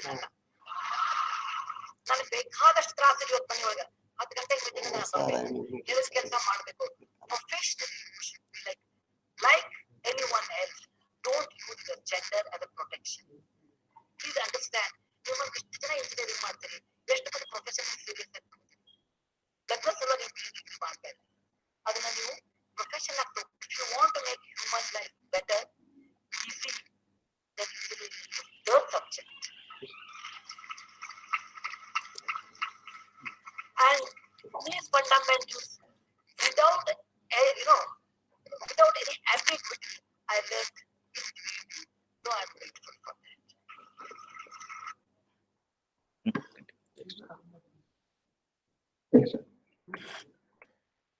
See, most of the students, they see whatever the great personalities Sudhamurthy told, you keep that words for your whole life. See, one thing you remember, what we observe is, the students, when they come to join the college, the first bit the parents are going to ask is, whatever the placement. See, your placement comes after completing your degree, not at the initial stage.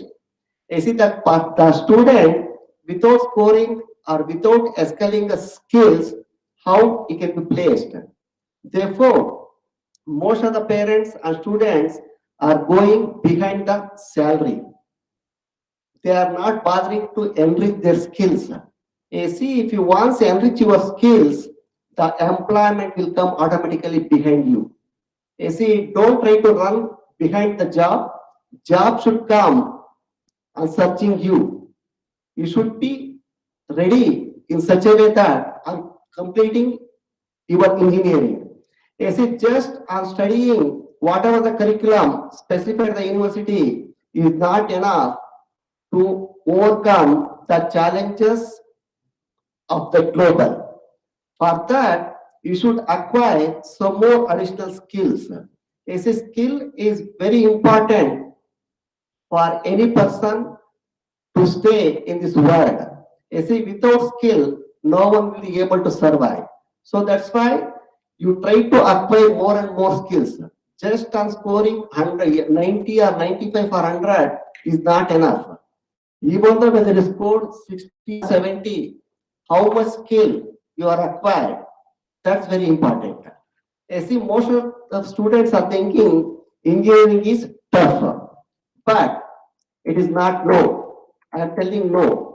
You see, I will tell just one glimpse of what is your engineering. Your engineering totally contains 46 subjects in your whole 4 years and 14 labs.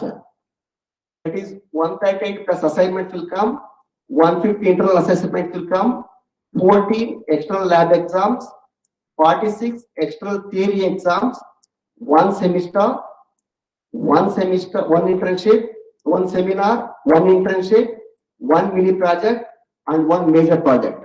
Yes, this gives in the whole 4 years or 8 semester engineering. This will cover almost 8,000 hours. Your whole engineering is included in this 8,000 hours. You see, in your life, if you spend very effectively this 8,000 hours, you can escape for any level in your life. You see, if I come to the first semester, you see, there are totally 6 subjects. Each will carry 100 marks. Total 600 marks will come, and each subject will have 4 credits. In theory, totally you are having 24 credits. Apart from that, you are having 2 labs, and they will also carry 100 marks, totally 200 marks, and each lab is carrying 2 credits, totally 4 credits. You see, your total first semester marks is 800 marks, and credits are 28 credits. You see, normally for one semester, you are having the number of working days is 80 to 90. That is normally university will allot 12 weeks per semester. On that, if you took average marks per day, will come approximately 10 marks. Per day, 10 marks will come, and average marks per hour, that is 10 marks divided by, if you study for 7 hours, it will come 1.4 marks per hour. You see, that is the way you have to calculate that one. See now, what is your learning strategy? That's very important. See here we are given from semester 1 to semester 8. See each semester will carry 800 marks and working days will come 80 each and exams and study hours will come 20. Total days will come around 100 days per semester and study hour per day. If you are able to allot 10 hours per day, it will come totally 1000 hours per semester. See for your whole engineering, the total marks 6400, working days 640, study hour 160, total days 800, study hour 80 hours 80, and total hours training to for whole year is going to be 8000. That's what I showed in the last slide. See your whole engineering is all about 6400 marks and 8000 hours. This is a less than a year. If you calculate 365 to 24, it is come less than a year. You see, even though if you are studying 4 years, the engineering course, but actual study is less than 365 days. In this, how you are planning, that's very important. You see, one thing we keep in mind, how you are allotting this 8000 hours in your life, that will decide how you can live further. You see, if you enjoy 4 years, if you enjoy 4 years in lavish life, you will suffer next part of your life. But if you done hard work in 4 years, you can live any type of life after that. Therefore, you should be very serious for the 4 years. You see, to allot this one, if you think normal way, it is not possible to achieve. You see, for that, one thing I am going to tell, one story I am going to tell. If you consider any human being, everyone is having brain, is it no? That one everyone knows. But most of the people don't know, and that again, the bifurcation is there. One is right side, another one is left side. See, one is right side brain, another one is left side brain. Always our right side brain is making sense for consciousness, but our left side brain works on subconscious. We'll call left brain as subconscious mind, right brain as conscious brain. You see, for that, those persons who are able to achieve the subconscious mind activation, you can achieve anything in the life. You see, on that, if I want to tell one example, Einstein is one of the most greatest scientists in the world. But you know, he is the one of the person who he used most of his left brain. You see, that how much percentage? Just 5%. Einstein also used his left brain, just 5%. For that only, he got 40 patents. That is the highest patents in the world. No one has got that much of patents. After that, the next one is our Indian and our Karnataka Sir Visvesvaraya. He used almost 3.5% of his left mind. For that, he achieved so many things. Therefore, if you are able to use 0.001% of your left brain, you can achieve anything in your life. Therefore, you should come from conscious level to subconscious level. You see, once anything put in your subconscious mind, that will never last in your life. You see, even though if you wake up at 12 o'clock night, you can tell that one. Therefore, what I am going to tell is, you don't try to mug up anything. You see, just by mug upping, you can't complete engineering. On that, there is no use. This is not the theory. You see, in this, you have to use logic. You see, for that, what I am going to tell is, you try to study the subjects in illogical manner. Your illogical manner is nothing bad. You should narrate a story for anything. If you select a topic, you try to build up a story and try to remember that one. You can recall that in the exam very well. You see, if you mug up, there is a possibility to forget. But if you once narrate a story or you put that bit into your subconscious mind, that will never last. See, now, what I am going to tell is why electrical is required in your life. See, once you imagine without electricity, how our life may be. I will show one video. You see that one? Without electricity, the world becomes what?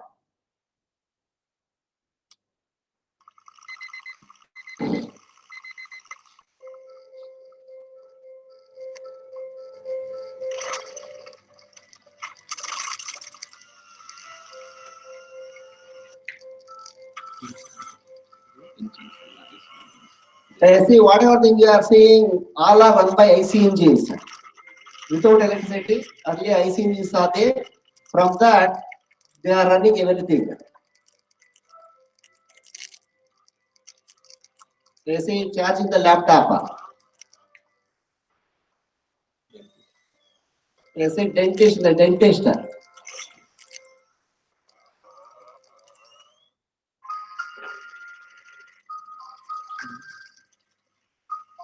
They say trimmer, hair dryer. They say this is your computer.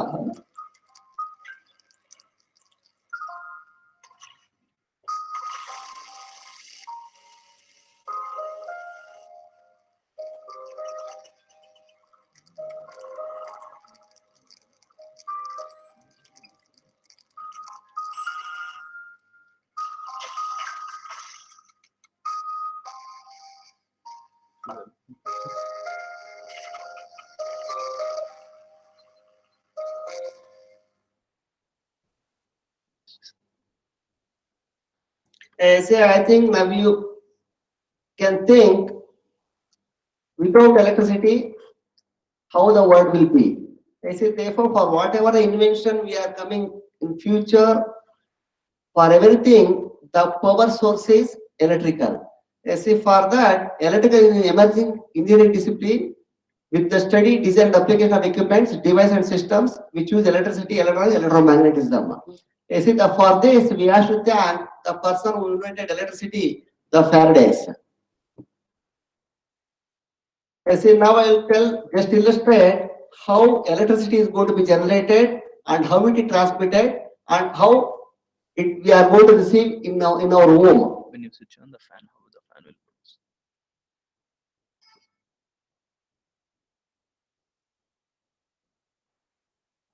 How does electricity reach our homes? It all starts from the power station. Yes, this is generation station. But to transmit this voltage over After generating, they are stepping up the generated voltage. transformer, the transmission lines carry this voltage to the substations or distribution stations. And this substation, Transformed from this, the distribution side comes into picture. from kilovolts, which is safer for distribution. Again, the voltage gets decreased 1 or 2 steps with another step down transformer. Before Now reaching finally we are receiving electricity to the So home. basically, transformers step up or down the voltage before making its final way to the destination. But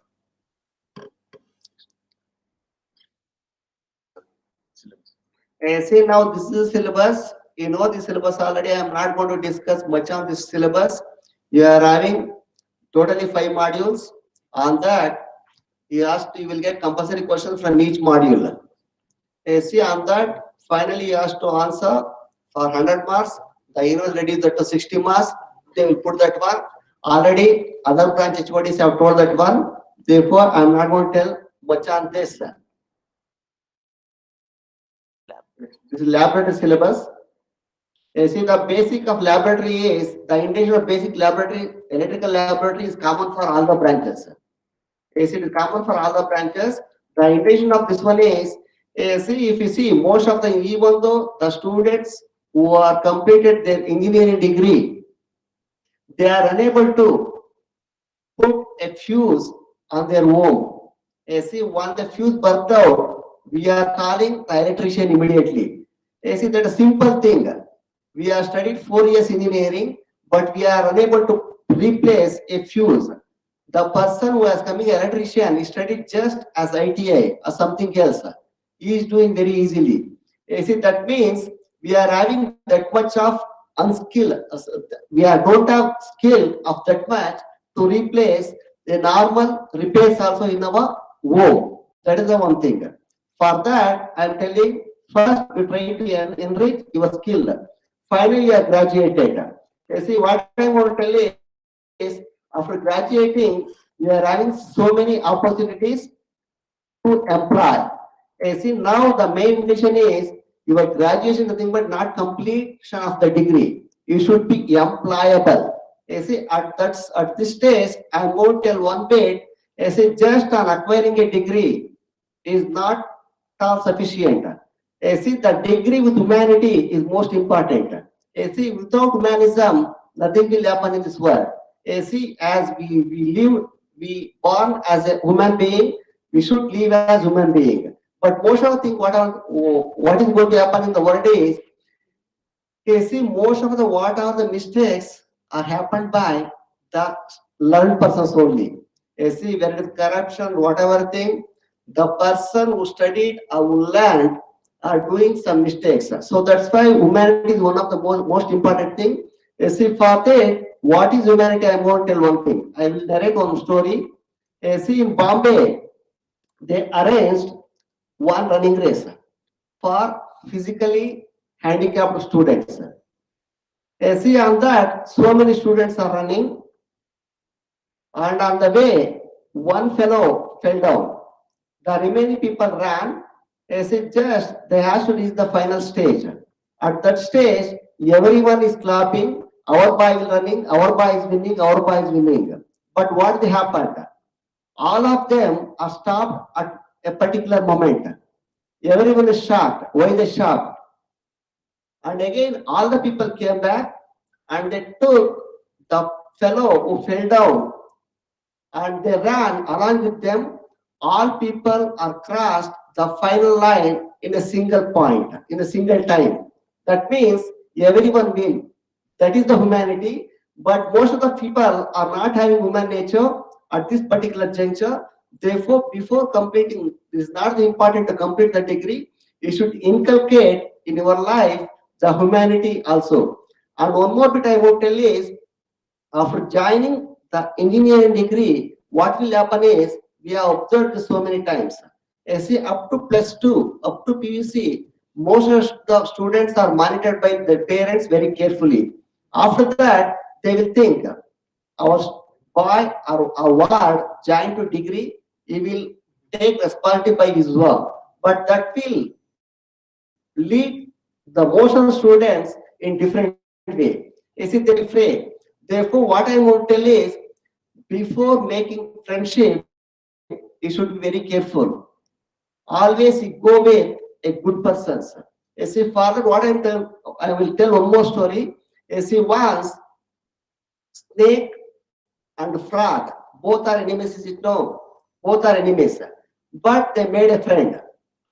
After that, what will happen is, you see, once the eagle comes, the frog, what has done is, they jumped into the nearby pond. The snake is floating above. But what has happened is, that eagle catched that snake and ran away. You see, at that particular stage, along with the snake, the frog is also went off. Therefore, the friendship is one of the most important thing in your life, with whom you are living and how you are living. That's very important. So, on choosing the friendship, you give much concentration. You don't divert your mind. You concentrate on your studies and try to achieve good thing. And one more thing you should remember, how much faith your parents are put on you. As if to see you as an engineer, they are putting all their effort. You see, money, patience, and everything they put it. Therefore, you are paying the fee for 1.5 or 2 lakhs, whatever thing. For that, you have to took the reward. Otherwise, nothing will happen. For that, if I spend 10 rupees, I should be able to earn 50 rupees from that. At that stage only, we can achieve something in our life. Different sectors. I say these are the friend sectors. I say one thing you keep in mind, what I want to tell you is, there is no mandatory. If you are mechanical guy, yes, you should go for mechanical guy. If you are electronics guy, you should go for electronics. Otherwise, computer science, only computer science. Like that, there is nothing is there. Now the whole globe is in our hand. See, even the mechanical guy can come for IT industry, or electrical guy, anyone can come to IT industry as computer science student itself. But at the same time, they should acquire additional language about that. See, during the study itself, you try to learn some coding or some extra subjects or extra input from additional input from outside or whatever thing, we can go for IT industry itself. Therefore, there is no one more thing is, if you see the record of government sectors where UPSC or KPSC, whatever thing in competitive exam, most of the students are cleared of engineering background because they are having very strong mathematical background. See, then the competitive exams, what they will happen is you are having questions from mathematics background and test of reasoning. See, now engineering students are very good on analyzing the problems and test of reasoning. Therefore, if you study, if you put effort, 50% of others, it is possible to clear the competitive exams. See, now I will show what is the word in electrical work, in electrical.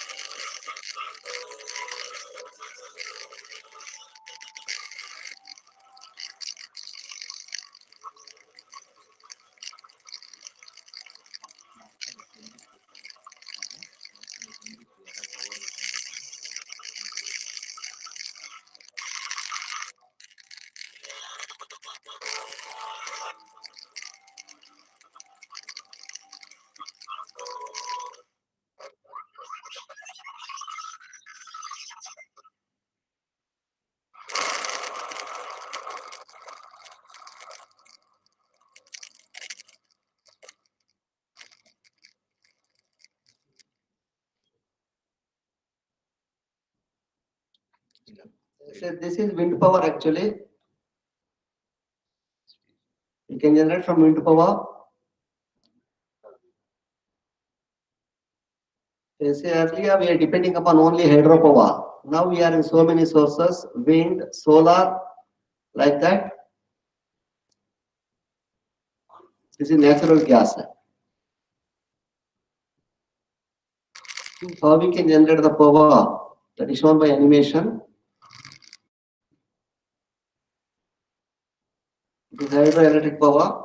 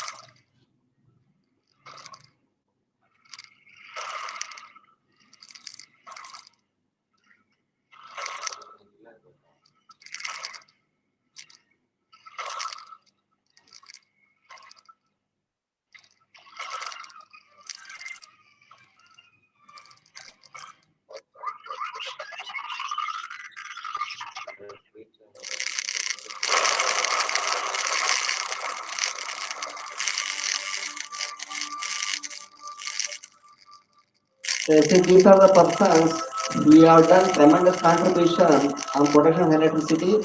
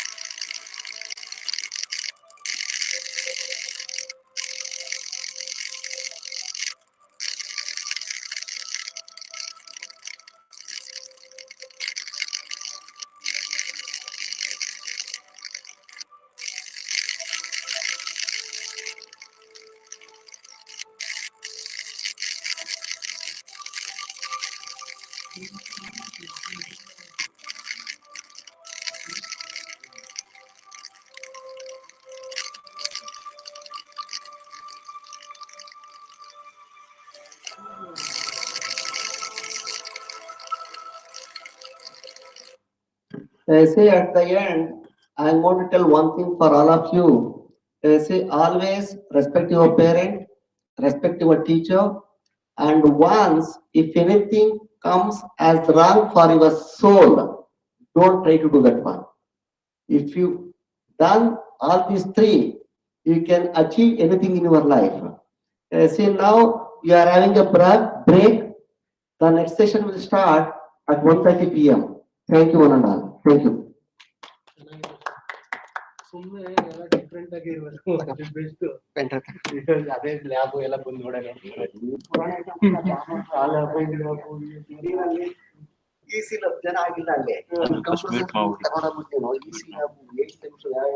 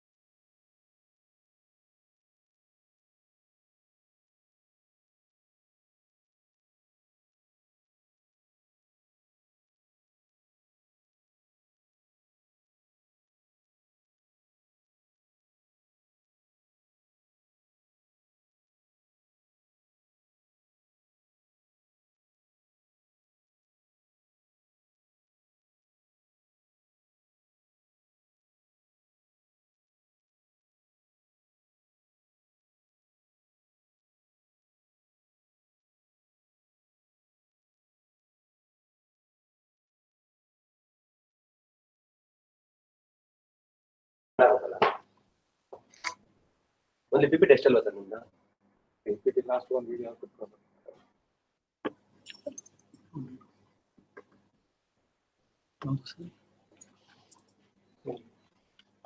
ಮತ್ತೇನು sir?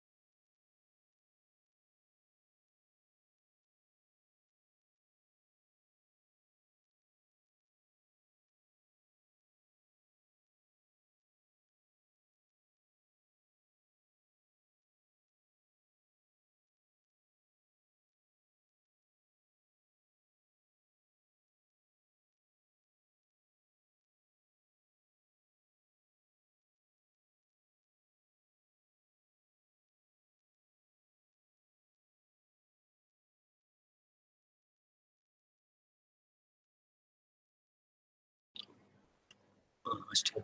Video video ಬೇಕು ಅಂದ್ರೆ video on ಮಾಡ್ಕೊಬೇಕು, ಬೇಡ ಅಂದ್ರೆ video of ಮಾಡಿ, video of. So ಇಲ್ಲಿ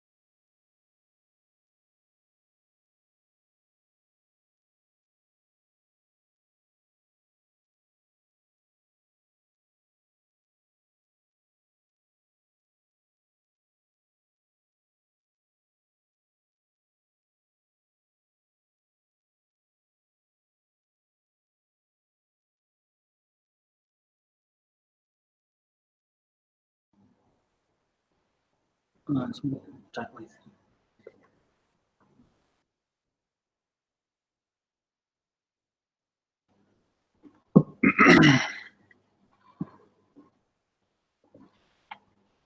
A very pleasant afternoon to one and all present here, and a warm greeting to all the first year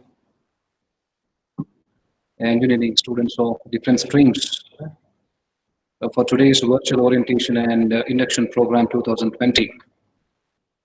I once again take this wonderful privilege in welcoming you all to East West family to zest the flavor of this academic journey. I'm Dr. Stanley Miranda, Professor HOD in the Department of Soft Skills and Communication, chairing this afternoon session on a topic universal human values, which is a prescribed curriculum prescribed by the VTU. So before moving on to the main topic, universal human values, let's ponder over in brief what these values are all about. As we all know that there were many great personalities who became great not because of their degrees pursued in the universities, but because of their matchless status hasn't defined them. What has truly defined them? They introspected within themselves and carried these unique qualities, good deeds, and constructed their identity in the society and gave a wider exposure. They are not among us today, but still their presence has been taken in the form of the principles that they had left. There are few great personalities who are not among us today, but still the values that they had left is with us. To name a few, APJ Abdul Kalam, the former president of our nation, Sir M. Vishwesvaraya, Subhash Chandra Bose, these were the great personalities who gave much to the society, who sacrificed their whole and soul for the betterment of the society. But we as human beings, where exactly we are standing, have we ever introspected what is our contribution to this society, to this nation? Is a matter of fact that we must have to understand. And today's younger generation have forgotten these values. They lack in values a lot. Instead of pursuing value-based education, they are becoming mobile-based tools. In today's session, let us throw light upon human values and its relevance in education. Why values are needed to human life? We being teachers and students and to all human beings need this value. And let us try to understand step by step. First, I just want to project certain statements, certain words which have encapsulated the attention of the nation. Let's meditate the words of Mahatma Gandhi ji. He became Mahatma just because he gave these principles. It's not the principle that he had given. He had given his whole and soul. He had sacrificed his life. Loving a person is very easy, but when we practice that love in the form of deeds, that makes a complete difference. And Mahatma Gandhi ji is one among such great personality. And till today, we remember him as the greatest personality of our nation. Your beliefs becomes your thoughts. Your thoughts become your words. Your words become your actions. Your actions become your habits. Your habits become your values, and your values become your destiny. Here we need to understand, he clearly states that it is our belief to design our thoughts, and our thoughts decide our words, and our words become our actions, and our actions must become our habits, good habits. And our good habits turn into values, and ultimately our values decide our destiny, where we stand, what we do, and what are we to the society. Moving on to understand the concept of this seminar is to understand, do we truly lack these values? And these values makes a complete difference in leading a sustainable life, either in professional life nor in personal life. Values are nothing but beliefs or convictions that direct us to motivate our actions or attitudes in a society. And they decide our professional identity in a society. And these values plays a dynamic role in changing the lifestyle of an individual. In a broader sense, they just understand as value-oriented person, the other person understands what is good in us and what is bad in us. Values motivates an individual to create his own identity by giving a unique platform. And these human values are nothing but the qualities, innate qualities that direct us to take into account the human elements when we start interacting with other human beings. All human beings continuously desire to lead a happiest life. And for this, values are most essential components. Degree alone cannot provide us a professional life or a luxury life that we are anticipating for. What exactly makes us to be a good human being is a set of moral principles makes us to be unique. It is both what we expect others to do and what we aim to give others as human beings. As human beings, we are born to give, not to receive. But the principles which we imbibe, we fail to reciprocate when it comes in terms of pragmatic approach. These human values give the effect of bridging an intimate relationship with each other, comforting and reassuring the essence of life. Now let us throw light upon different classification or different modes of these values. Values can be categorized into moral values, ethical values, professional values, social values, aesthetic values, and psychological values. Earlier days we had moral science, and today, despite of this moral science, we have placed it computer science. It's an inanimate device wherein which we give our whole and soul. We love these machines more than human beings. But these machines are ruling us today. Values are disappearing. What are these moral values? Values are individual beliefs that motivate people to act one way or the other. They serve as a guide for human behavior. Some values have intrinsic worth, such as love, truth, and freedom, which we cannot see. They are invisible, they are intangible, but we could sensitize and experience as we start having interaction with others. Other values such as, which we can throw light upon, such as ambition, responsibility, and courage, which describe personal qualities or personal traits or behavior that are instrumental as a means to an end. So whether values are sacred, have intrinsic worth, or a means to an end, and these values vary among individuals and across cultures and time. However, values are universally recognized as a driving force in ethical decision making. When we want to decide certain things, we need to adopt, implement these values, and release our identity in the form of actions. And these actions carry a greater exposure in providing the right message to the society. The future of this country depends on the quality of values that we imbibe, and whatever that we imbibe, the way in which we channelize those values which touch upon the lives of millions of people across this world makes a difference.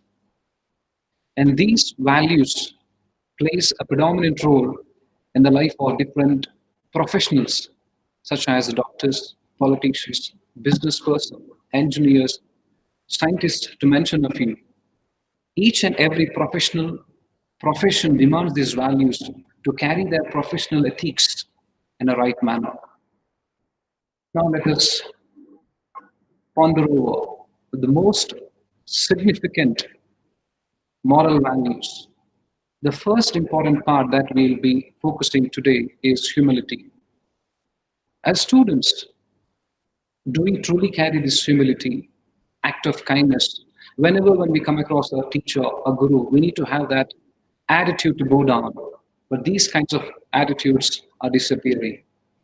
When we talk about humility, we can differentiate two important significant attitudes, positive aspects and negative aspects. Humility makes a person to climb the ladder of success. One such example I could provide you, APJ Abdul Kalam, 13 times he failed in his invention, in his research, but still he did not lose his heart. He carried his potent faith and he went on trying and trying and trying, but ultimately he oozed out with greater success. Every human beings who carry the act of kindness will be pushed to greater altitude only with a tool called attitude. Right attitude provides a right altitude for a right individual on a right platform. And second most important factor that we must have to focus on is empathy. Sympathy is different from that of empathy. Here, understanding the psychological point of view or psychological feelings of others makes complete difference. If we fail to understand the feelings of others without respecting their feelings, that doesn't make any sense at all in our professional career or as a student. But many a times we fail to understand the feelings, emotions, affection of others. We take it for granted, and there exactly we commit errors or mistakes. Integrity. What is this integrity is all about? The feeling of oneness. We don't have this. We have lost. It is the practice of being honest and showcasing a consistent and uncompromising obedience to strong moral values and ethical principles. And these values regarded as the honesty and trustfulness or accuracy of one's actions, which we take into consideration in making our professional life to be a better one. And the next important factor is discipline. We lack in discipline. Self-discipline is an instrument that provides you a potent foundation in constructing an individual future in a better manner. Discipline in learning, discipline in professionalism, discipline in personal ethics are more important. And how do we emphasize this? Quality of life stands how disciplined we are so that we can behave and work in a controlled manner. And the last important factor is courage. Whenever we are trying to give something good to the society, let's not fear. Let's step ahead and construct a good future. And constructing good future depends upon courage that we imbibe, courage that we showcase through our actions. Next is ethical values. These ethical values are nothing but set of moral principles that we carry in our routine life or in our professional life. And these values serve to distinguish between what is right for us, what is wrong for us, what is moral and immoral. But at a societal level, these values constantly form a basis for what is being permitted and what is not being permitted. And these ethical values are categorized in three different forms: personal ethics, common ethics, and professional ethics. Personal ethics throw light upon your personal qualities and more upon your moral principalities. And these qualities are being influenced by the family members or by your friends or your working atmosphere, culture, and religion. And common ethics, they throw light upon the majority of people, they do not agree to this. The ethics of one respective nation may differ from the ethics of other nation. Many philosophers argue that there is no such ethics that is existing. And we try to understand, suppose if certain qualities are not being taken into consideration by the other person, let us not disagree.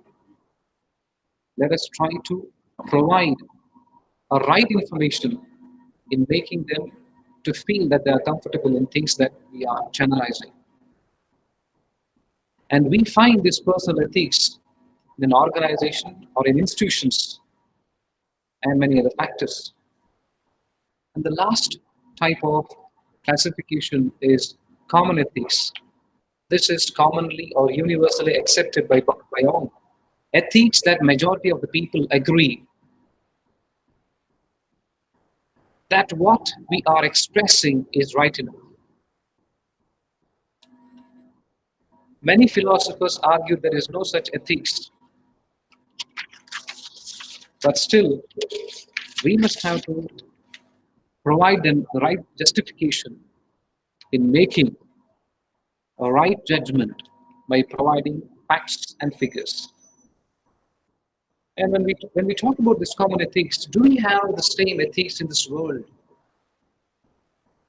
Each nation carries different kinds of ethics, but there are certain ethical values which are applicable universally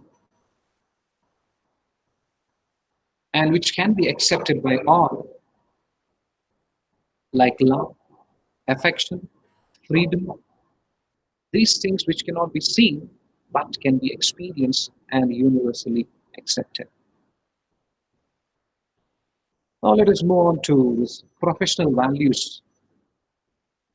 These professional values are most needed for every employee to render the service in an organization or in an institution. Without having set of moral values, we will not be able to accomplish our assigned task. And these values talks about the punctuality of an individual employee, whether he or she is performing her task at the desired needs and demands of an organization or an institution. And these professional values, in other words, we can put across, are nothing but a set of principles that direct the decisions and actions in your career. And although some of these values are considered more significant and dynamic in their approach in certain professions, let us take, for example, in colleges, how do we carry this professionalism or professional set of values? There are following elements. Let us discuss one by one. Accountability. When a teacher assigns the assignment to a student, the student must have to demonstrate, or the student must have to take the assignments into consideration and produce it on the set time. Talks about ethics of that respective student. Accountability refers that you will be answerable when you have been assigned a work or a task, that you need to abide those elements and provide your precious time in demonstrating your work on a right submission. Taking personal responsibility for all actions, coming to class on time, submitting the assignments, or presenting a presentation on the set date. These punctualities must have to be maintained as a student or in an employee or in an organization. As an employee, he or she must have to carry all these aspects without fail. Integrity, sustainment of academic honesty in a college or in an institution or in an organization is much needed.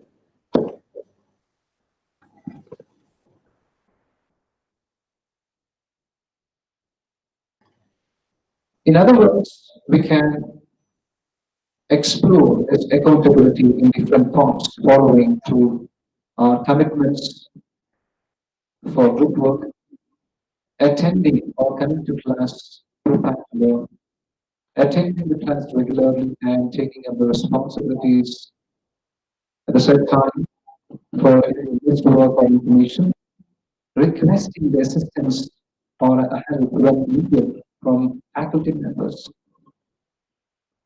advising or center for assessing learning or learning skills or during the time of counseling.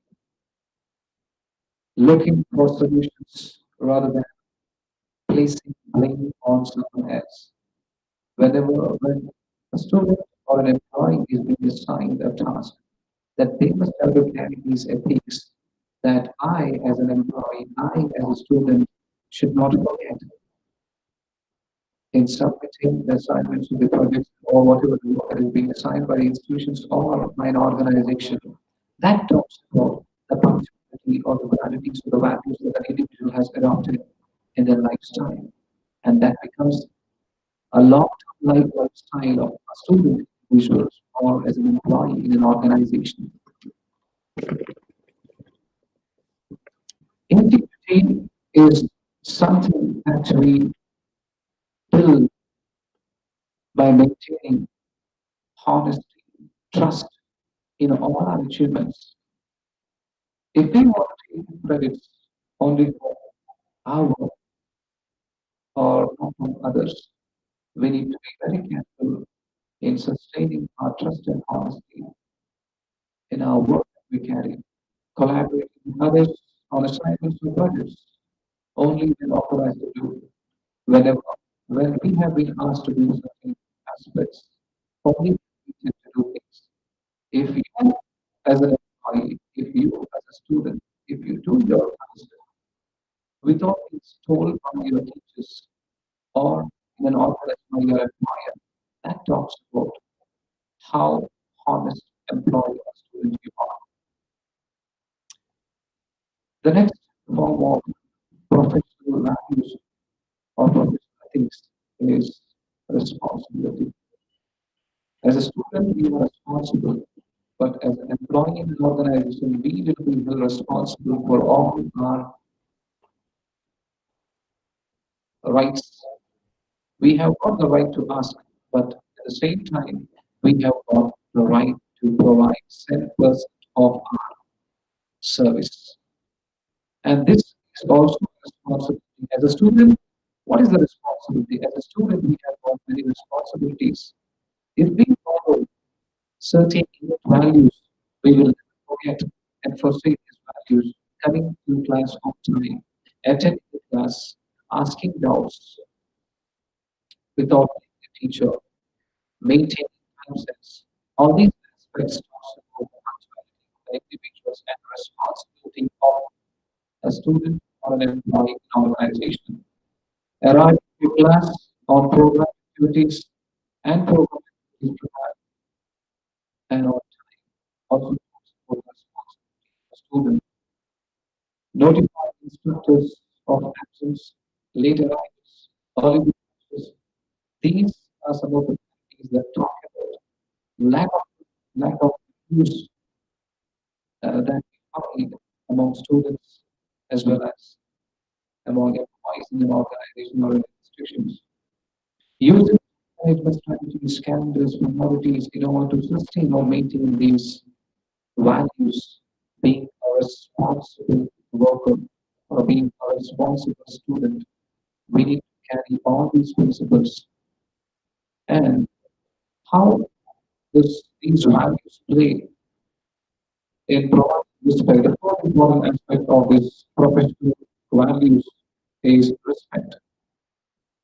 20 guests or instructors and staff with appropriate level of respect, whether in person, in writing, or in electronic communications, we are bound to respect each other, either as offline or online. We are meant to provide respect. Even when we are having a conversation with a small kid, if we try to respect the kid feels, the child feels happy. Many a times, act of negligence takes over, and we fail to hold these values in a professional life or in a personal life. Demonstrating these values, acceptance while we are language, when you are working as a team leader, you need to respect the opinions or the point of views of every team members. Being a team leader, the main aspect of a team leader is to listen respectfully to to his team members. Likewise, a student or an employee in an organization is respected. Unless we provide respect, we may not be able to understand what the other person is trying to convey. And the next important factor is professional behavior. This is much important. Professional mannerism. Many a times we forget, we forsake, we fail to abide our manners, our behavior.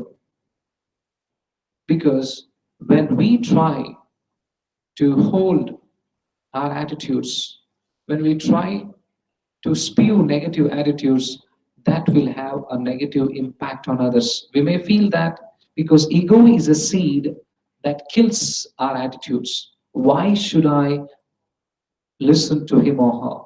Why should I embrace his or her thoughts? When we want to learn something, we need to be a good listener first of all. Unless we allow others what they are saying, we will not be able to understand what exactly they are trying to convey. These are a couple of behavioral activities that as a student, as an employee, or as a worker must have to bear in mind before the execution of their work. This professional behavior also includes mannerism simultaneously carried with a dressing sense or dress code. When you have been chosen as an anchorer to some of the program, or when you are presenting, when you are giving a presentations, you must have to bear in mind that how should I project myself? What kind of language that I must have to utilize? Where exactly I stand? Am I making sense? Your appearance along with your language do matters in considering and in providing the right information to the chosen audience.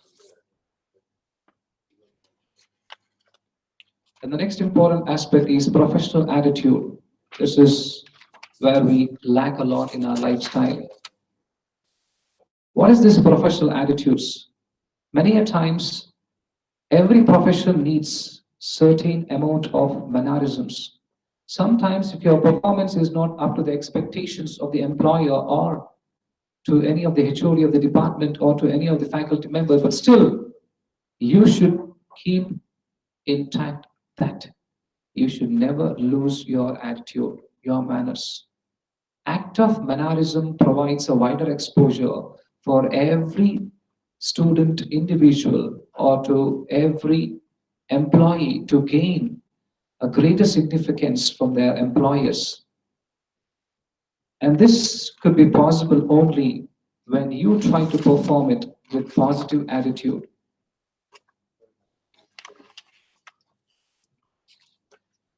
And this positive attitude also can be conveyed through the mode of right communication in a sincere manner. And while communicating, you need to bear certain inborn qualities. Whatever the other person is saying must have to be taken into consideration minutely. And while providing the feedback, forget not to provide with a positive aspect. It all depends how you channelize your thoughts when you are trying to bridge your thought process to that of the other's understanding. Maintaining composure under professional or personal pressure is also a big task, which we call as a challenging task. When you are being thrown out into a pressurized situation, but even in that situations, how you are going to manage through your behavior, through your extrinsic attitude makes a positive impact. Sometimes we express our anger without our knowledge. We need to calm down. Many a times it happens. And the next factor of professional values or professional ethics is adaptability. you will be given a chance. Shift, there'll be shift more. If you are working in any of the organization, you will be called for different working modes, morning or evening. But you need to be calm, quiet, make a strong decision, and the way in which you convey to your employer makes a complete change. Do not provide yourself to the mouth of an anger, because anger is such a tool that destroys all your achievements within no seconds. Adaptability, to be able to change in time schedule and procedures of an institutions or an organization. What is this adaptability truly means? Suppose if your teacher asked you to attend the class early in the morning at 8 o'clock, if you attend the class at 9 o'clock, that talks about what kind of values that you are making use of it. What kind of innate qualities that you hold. Suppose if you attend the class on time, that talks about how punctual you are in your work, and that heightens your student identity as well as your professional identity when you're working in any of the organization or in an institution. And the next most important factor in professional values is continuous learning. Maybe you might have chosen as a manager or as a HR, human resource manager in any of the organization, but you should never forget that you are bound to learn. We as human beings, we are not perfect. The one who claims to be perfect human being is not a human being at all. You might have done PhD, you might be a great scientist, but still, if you allow yourself in learning certain aspects, even from a small child, you need to bear patience and listen to him or her with patience. That talks about how great human being you are. By holding all these qualities, it is possible for us to become a unique hand to the family, to the society. Most of our learning takes place in a family, the second in our working sector, and the third into the society, and the fourth final stage to the nation. The first thing that we learn is at home. Second thing, as I told you, whatever that you learn, you put those things into practice in your working sector. And whatever that you learn in your working sector, you start exploring those things in your community, to the society, then to the nation. Likewise, being an individual learner or an employee is bound to learn things even if they are qualified enough to the said position or to the said job. But still, if you permit yourself in learning things, that talks about how great you are. As I told you in the beginning part of my presentation, many great personalities, they did not become great personalities in the beginning part of their life. They have undergone lots of criticisms. They have undergone lots of oppressions. By overcoming all these criticisms, that they have rose out like shining stars. And most of us, if I ask you, who is your chosen hero of your lifetime process, you take the name of film stars. The first thing that I would like to tell you today, being students, you must have to remember, your parents are your superstars, your biological parents. They might not be great as you are, they might not be educated as you are, but still they have given birth to you. The first thanks has to be given to the Creator. That's a value, that's an ethic. Because it is God who put the seed in the womb of a mother, and therefore it's you and me who are here today and witnessing this day with greater joy and happiness. Let's not forget to carry these values, and these values will provide you a unique platform in shining as superstars in whichever profession that you are with. Continuous learning is more important. So be always a learner than to be a witnesser. It is a wonderful saying. It is better to become a worker rather than an employer. You should always believe our profession. Only our profession provides a unique platform for us, not the one who provides job for us. A job giver is a tentative man, but the job what we hold, the qualities what we imbibe is permanent. And the next important factor in professional ethics or in professional value is working as team. For example, if you are being chosen as the king in one of the kingdom, you are bound to listen to the members of your kingdom or to the people of your kingdom. You being a king alone cannot go to the battlefield and wage the war. He needs the assistance of all other soldiers. King can only provide directions, but every direction that is being given by the king is more important. Let me give you an instance. Once, Hyder Ali was waging a war in the battlefield.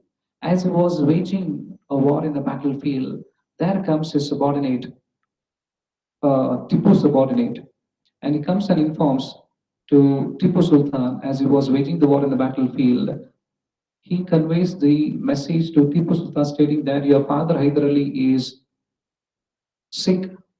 And this person, Tipu Sultan, without even thinking, he just runs onto his father. And his father, Hyder Ali, was lying on the bed helplessly. But still, while he was in that pathetic condition, Hyder Ali tells to his only son, Tipu Sultan, dear son, my life is not important. You have run unto me. Have you ever thought the condition or the plight of the soldiers who are battling in the battlefield? By the time when he had thought that, he rushes to the battleground and the entire troop was being defeated by their opponents. And this is how we need to work as a team. Only when we work as a team, we can learn plenty of things.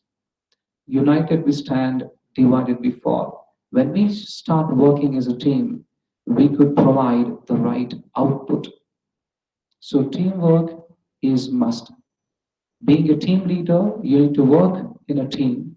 You need to support your team members. You need to welcome, permit the views of every team members without dropping those, whether they are relevant points or irrelevant. You are bound to listen to them attentively and provide the right feedback that provides and that makes you as a good captain of the team. And the next important factor is confidentiality. When you, as a student or as an employee, when we are rendering our service in an institution or in an organizations, how honestly we carry the ethics or the moral principles of that institutions or that organization makes a difference. Many a times, when we are not being paid as an employer, if I fail to pay the wage properly to my employees, they start revealing all the secrets of that organization. Never do that. That talks about how qualitative student or an employee am I. Even if the employer is not trustworthy, but being an employee, if you are disciplined, trustworthy, honest in your work, that talks about how qualitative, moralistic man you are. And these aspects will motivate a person to become an icon. And the last important aspect that I would like to tell is that when you are working in one of the company, any of the company, when you drop that company, when you are trying to look for other company, never try to speak ill about the company wherein which you had rendered your service or given your service. When you say, when they say, why did you leave the other company where you were working? And if you project all these elements, that they were not giving me the right salary on right time, these elements will provoke them.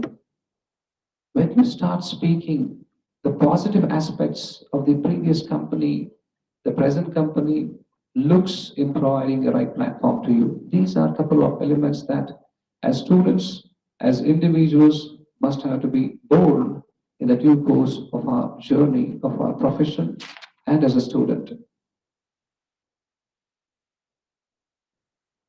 And next we'll be plunging on to social values. What this social values talks about? When we are living in a society, we are bound to carry societal doctrines or principles.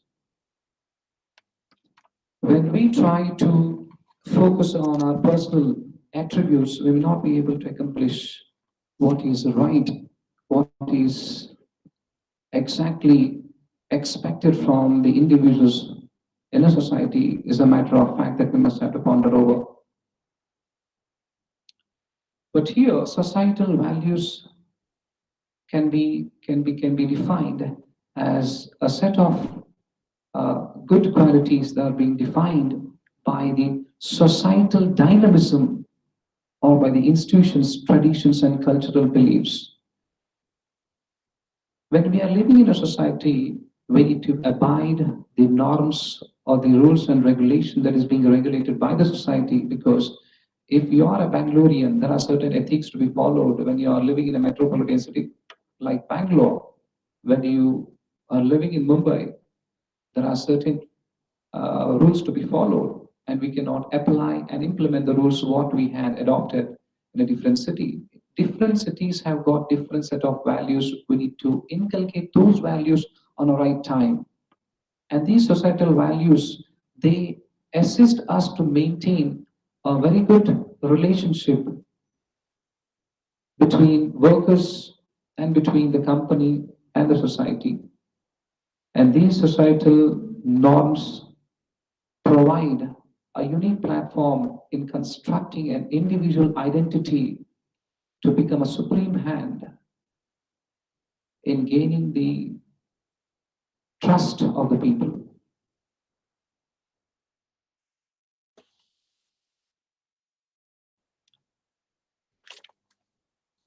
In other words, the social values are nothing but the qualifications of the relative significance that people place on the change they experience in their daily routine life. Social values form an important part of the culture of the society, and these values account for the stability of social orders, values that guide our behavior in many ways. Many a times when we are living in a society, we need to respect the value of each other. We come across people with a different mindset, and we need to get ourselves adjusted to that psychological atmosphere or environment, and accordingly we need to carry our lifestyle. Values here in a society are the criteria people use in assessing their daily life, arrange their priorities, and choosing between alternative course of action whenever it is needed. Now let us try to understand the functions, how these societal values function in different spheres. They show a way of thinking and believing ideally in a right way. When we are living in the midst of the people, with a different class of people, we'll be learning different behaviors of those people in a society. You will not find in a society, we will never come across people with uniformed thoughts.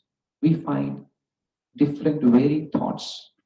And when you try to mingle with them, when you try to carry the task in understanding their emotions and accordingly following those emotions and trying to place yourself into their shoes, that makes a bigger difference in leading a better and the best chosen life in a society. And these values that we extract from the society makes us to judge others' emotions. They make people focus on useful and important cultural objects. Learning in a working place is different. Learning in a society is different. Learning with a bunch of people with the different classes is different. Learning by self is different. Therefore, there's a wonderful saying, either you read a book, read several books, nor you visit a couple of places, different places, so that you acquire enormous amount of knowledge which travels with a terrific velocity. And as a human beings, we should understand without values, we cannot lead our life to the fullest. Sometimes we cannot become a dictator. In this modernistic world, we need to abide certain things. Though we feel that I must have to express my inbound feelings with others, but society has got its own taboos. It has got its own rules and regulations. And within that framework, we need to carry our task. And these tasks demand certain societal ethics or values to be implemented in making our life in a good way. And these societal values, they play a significant role in guiding us to adopt and realize the roles and responsibilities that we need to carry and practice in a society. See, for example, East-West Institute of Technology has got its own ethics to be followed. And you being students must have to adopt those norms. Every institution has got institutional norms, institutional values, core values. Likewise, when you are working in any of the organization, you must have to abide organizational principles. You cannot explore self-constructed doctrines that may not relate or juxtapose to the values that you are thinking for. And these social values, they provide solidarity. What is that solidarity? In union or in agreement.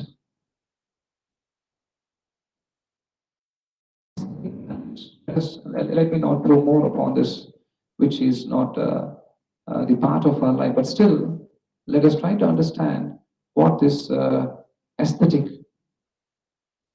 value explores.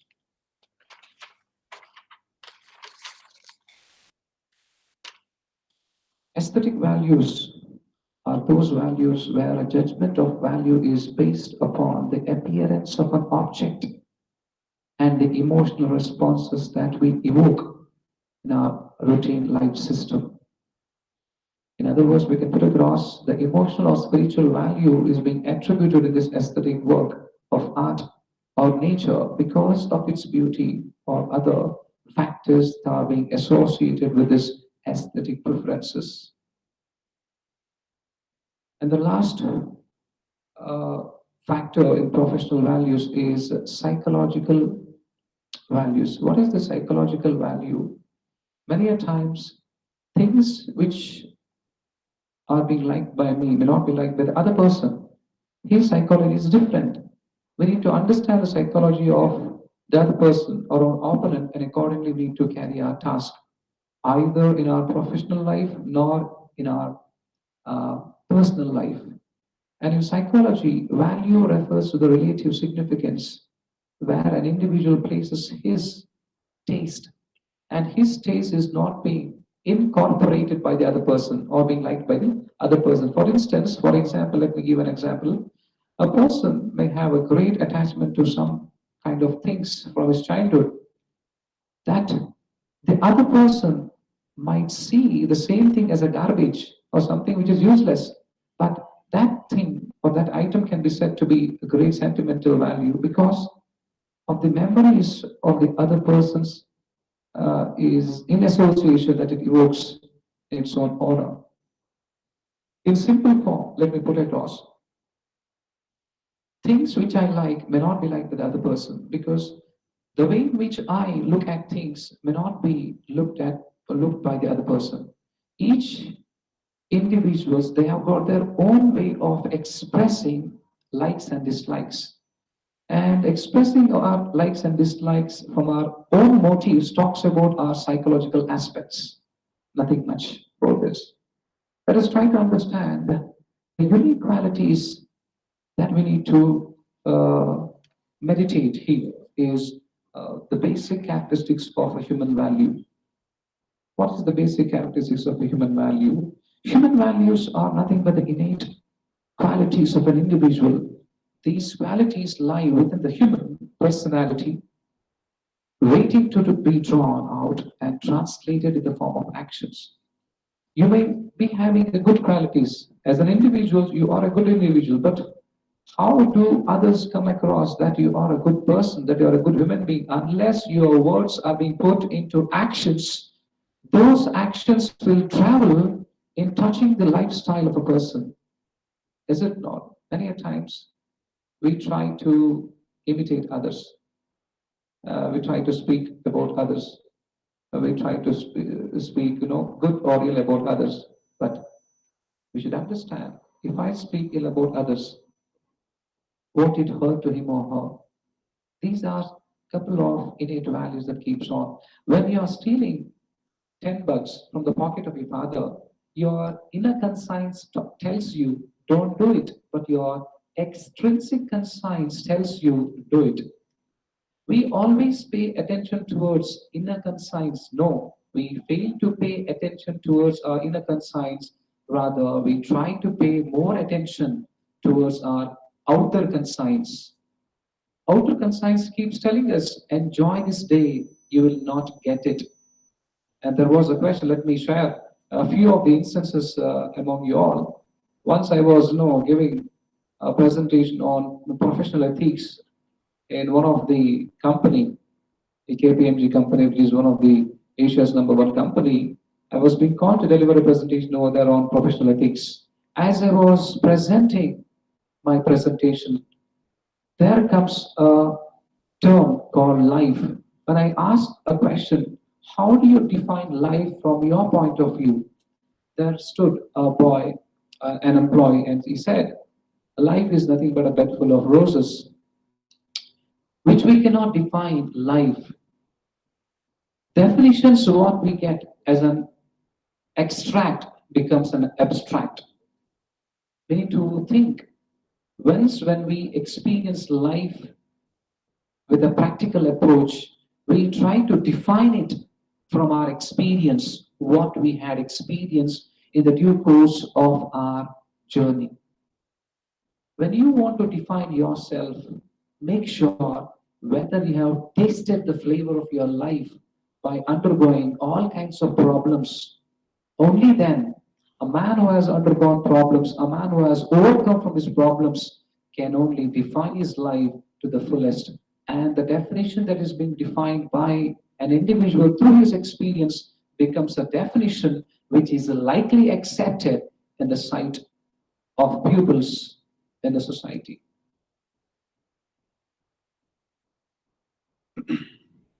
Human values have been playing a significant role in every sectors. They do not follow any kind of laws of physical science, but these values keep on multiplying as they are being applied by different class of people. Here, the 5 important values, human values, can be found in all cultures, in all religion, in all societies.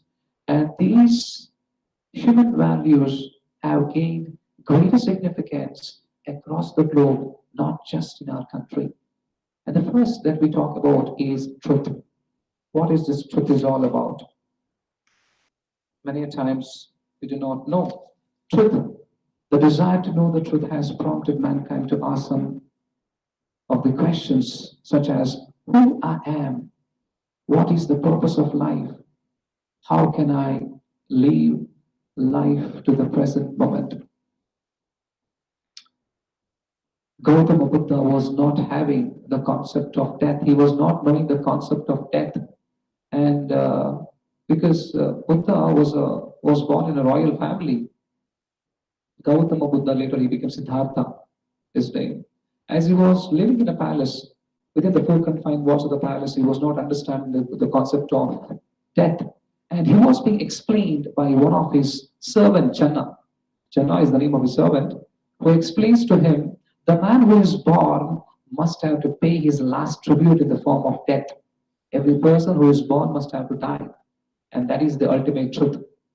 And once when he understands that a man who is born must have to die one fine day, and he has to pay all his debts in the kingdom of God. Whether we go to heaven or hell cannot be decided. It is being written in the Holy Scriptures, the holy books. We are not bound to read textbooks only. Then reading holy books is a far-fetched idea. Instead of reading Bhagavad Gita, we read Chitta Gita. Is it not? There are lots of students who do not know about these holy books, holy scriptures, because whatever the syllabus that is being prescribed by the VTU may not be known by all the students. If you do engineering for the sake of namesake, then it is something which is lamentable. Because from my point of view, engineer, you need to keep your engine first of all in order to carry your rest of your life. Unless your engine is contrite, only then you may be able to find the destination that you are looking for. Anyway, first question that we need to find truth. Here, Buddha found the truth saying that, when he comes across that a man who is born must have to die one fine day, then he sacrifices everything. Ultimately, he becomes Gautama Buddha. Understanding. Most of us try to define this moral values in different aspects. But here, when Gautama Buddha comes across, man, whatever that deeds that he has performed in this world must have to pay at the end. And this truth was being understood by Gautama Buddha. Later, he starts propagating good news to the world, to the society. Truth. And if we come to know that what is the purpose of my life, then we try to put our actions, put our words in the form of actions, and try to build a fruitful life in the society. And the right conduct here, the right conduct of which we speak is rooted in Sanskrit word as dharma.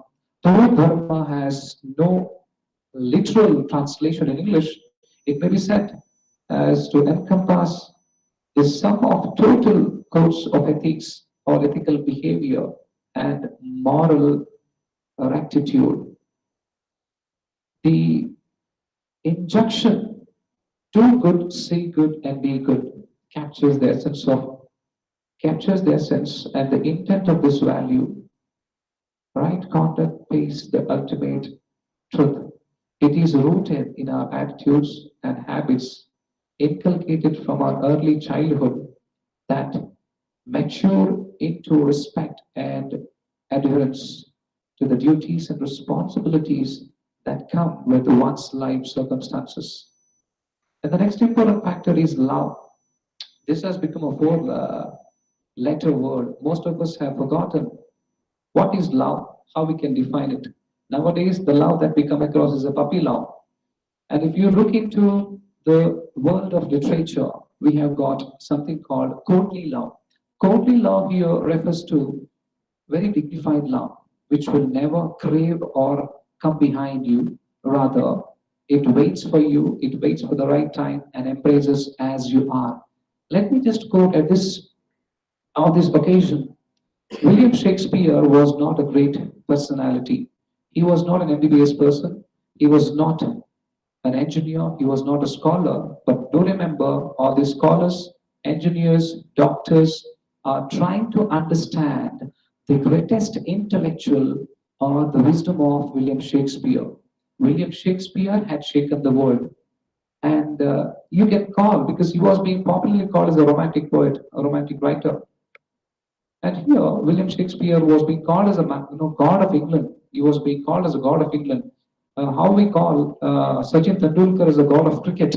Likewise, William Shakespeare is being called as a god of is being called as a god of England. Why? Because it is only William Shakespeare who had written the toughest and more vocabulary across the world. Until today, if we want to understand the realm and the synonym of the word that he had written, we need to take the assistance of encyclopedia. Most of the vocabulary that we are intending to utilize in our routine conversation may not be able to be comprehensible. It is not understandable unless you need a proper explanation or enunciation. Here he says that love, for a true love demands love. Love dies with love. Love is the ultimate and supreme power that cannot be purchased. Love is born with love. Love dies with love. Nowadays, we have seen this love in the form of lust And today's younger generation have lost the concept of love, and they have misunderstood the concept of love in different way. Uh, because most of us do celebrate this Valentine's Day. Valentine, there is a greater significance and a greater history behind that most of us do not even know. It's the name of one of the soldier.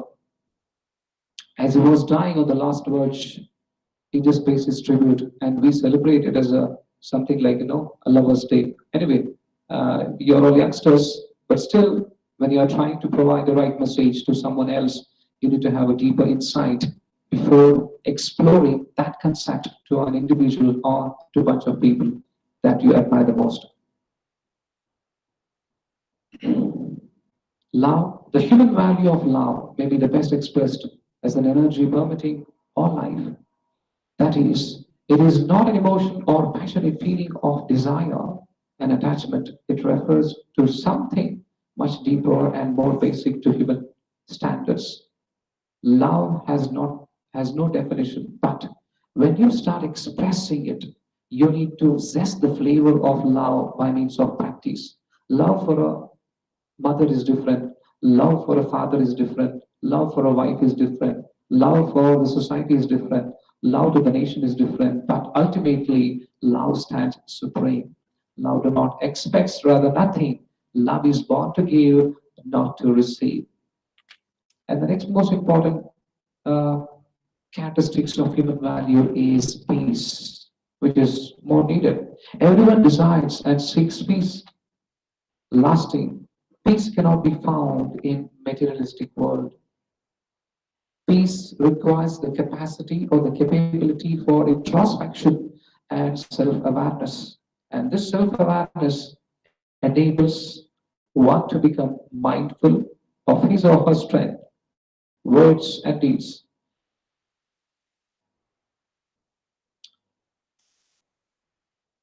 Becomes a habit. The individuals begin to monitor themselves and modify the habitual patterns of their thoughts that obstruct the peace within. I'm talking about mental peace.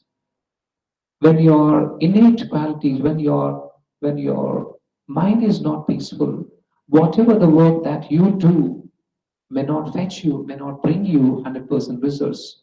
Likewise, the work what we do must have to provide us complete satisfaction. If we want to provide, if we want to, experience or taste complete satisfaction, then we must have to pay 10% of attention is more required. Next, the last important factor which all of us like it, non-violence, ahimsa. The father of the nation, the great Mahatma Gandhi adopted this principle, non-violence. And today, we are living in a world of violence, and we are becoming more violent. The zenith of all human values is non-violence, truth, right conduct, peace, and love, merged in non-violence. It is a state of mind that identifies the unity within the apparent clear diversity. It creates or manifests as non-violation of the laws of nature and respect for law and order. It calls for restraint from the doings of harm to others and to nature in general.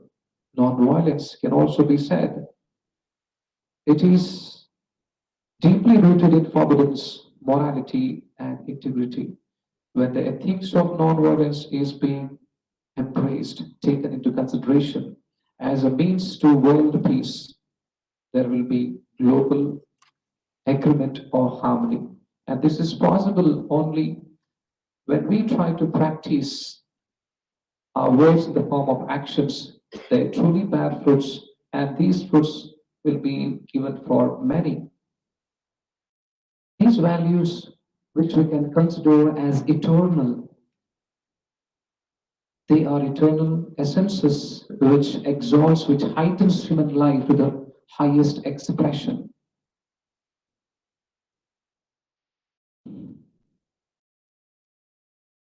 Just try to understand in brief how universal human values functions in human life. As we all know that certain values are accepted without any kind of obligations. Universal human values, they are being directing certain qualities in the form of different roles of an individual in different various stages, including education and career. When a child here, you could find when a child enters into school, his or her behavior depends upon the atmosphere or the environment that she encounters with. In the primary and secondary school of life, there is a drastic or a major impact of friends and teachers. The life what as a student you had led in school days will be changed when you plunge into the world of college life.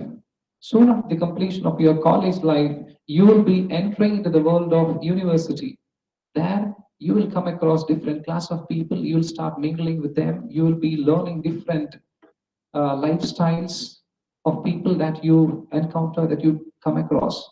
And each time when you start finding different class of people, you will be having different thoughts generating within yourself, but never lose your values for the sake of changing your appearance. May thy appearance be changed. Your appearance must have to be changeable. You change your appearance rather than changing your innate values, moral values, good values. When they disappear from an individual, they cannot be replaced as soon as we intend or expect.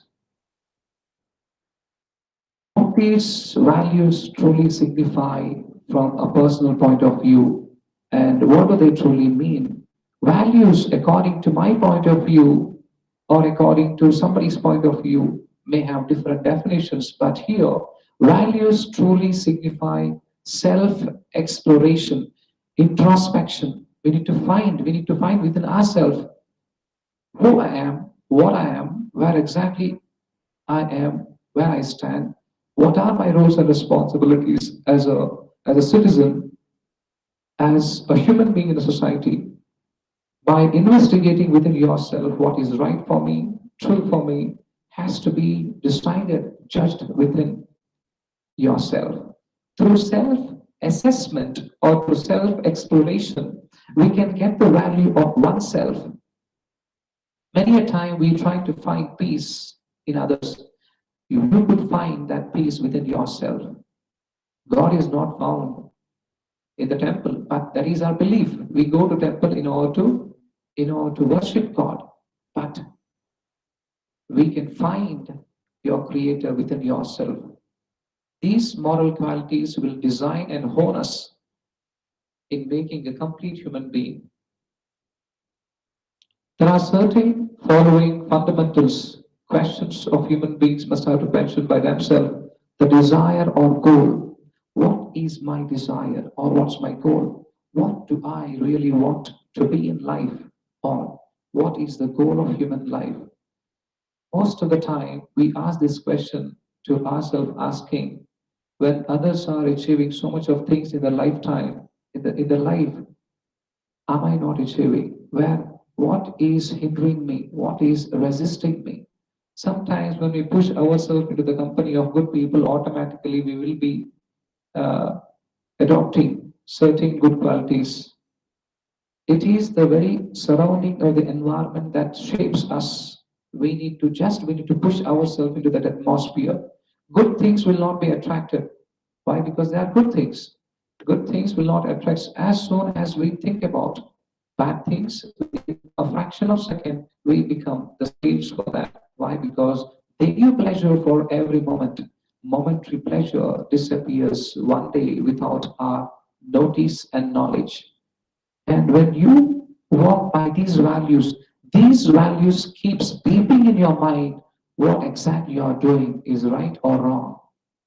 And there are two things that keeps on pestering us, that keeps on troubling us: inner conscience and outer conscience. As I gave you the example, if you are stealing 10 bucks or 100 bucks from the pocket of your father, your inner conscience keeps on telling you, don't do that, you are doing something which is wrong. But your outer conscience says that life is short, enjoy it. God has given this wonderful life not to enjoy. along with your enjoyment, to fulfill all your roles and responsibilities. But as per the book of Vedanta written by Swami Vivekananda, where he talks about do not never die like an idol, but if you die by giving something for the betterment of the nation, you have achieved something in your life. You don't need to be a great man in terms of wealth and health. At least you keep your health. When you sustain your health, wealth automatically falls into your court. Likewise, he becomes Swami Vivekananda because he had Viveka in him, intellect, wisdom in him. Likewise, I cannot become like him, but we all can follow the doctrines or the principles left by this great personality. Whomsoever it is, whether he belongs to any religion, if anything good that we come across from any person, there is no wrong in inculcating those values and setting example for others. One fine day, as Mother Teresa was delivering a speech in the public, she says these words, which these words are still, they are lingering in my mind. It's very easy for each one of us to provide examples, but it's very tough when we want to use ourselves as an example for someone else. Likewise, things do fall. When they fall, we need to make the proper utilization of those things. Now, let us try to speak or throw little light upon how these human values play a significant role in relevance in technical education. Whatever the education that we are getting is not an education at all, according to Tolstoy's point of view, according to Marxist. Here, education is something that is left after you have forgotten all that you have learned in school. See now, you all are facing online classes, virtual classes. Some of you say that, some of you are pampered towards that. Some of you say that we are unable to understand because due to technical problems. But here, education is not what we learn from colleges, the prescribed curriculum that we are providing, but still students are lacking. Why do they lack? Either they are not bookish, nor they are making an attempt in listening to their teachers. A book is a confined area. If you touch upon different books, you get more knowledge. But if you listen to a person who truly possesses huge amount of knowledge, when you start an interaction, when you start interacting with different sorts of people, the amount of knowledge that you acquire is matchless. William Wordsworth once said, it is very easy for each one of us to become a graduate, but if you truly want to claim that you are a fully grown graduate, accomplished graduate, then you must have to fall into interaction with the different kinds of pupils. If you meet a good human being, if you tried having an interaction with him or her, at least for 10 minutes, that provides enlightenment for you for 10 years. And one such great personality that India had seen is the father of Indian Constitution, Dr. Baba Sahib Ambedkar. He was being thrown as an untouchable from the same society, but he made a solemn promise: I will acquire the greatest education and showcase this world that it should never discriminate people based on caste, religion, or creed. And because of his unique human qualities, he was able to reach to greater altitude in becoming the father of Indian Constitution.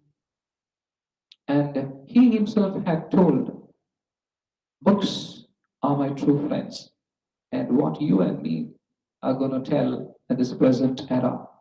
Mobile is our best friend. Mobile is our, companion. It's an inanimate device, and we have become slaves for it. We need to ponder over for a while. Devices or these tools are ruling us, but most of us do not even know. We may use different, smartphones. We do not have smart knowledge in us. We do not even know how many applications are running into our smartphones, but still we are using iPhones, that phone, and this phone. But still, whatever applications that we have, we fail to identify the prime motor of those applications, but still we hold mobile phones. This is the current situation of all youngsters. That's the reason the university has made an attempt. We need to instill values among the youngsters. They are becoming valueless, and today's education is becoming valueless, other than becoming value-added education. In order to add more amount of values into the field of education, the university, the college, the management is trying to provide the best in designing the life of every student, individuals. Hope that this presentation, this seminar that I've given you, the expected exposure, but this is just a beginning. Whatever that is being told to you is not enough.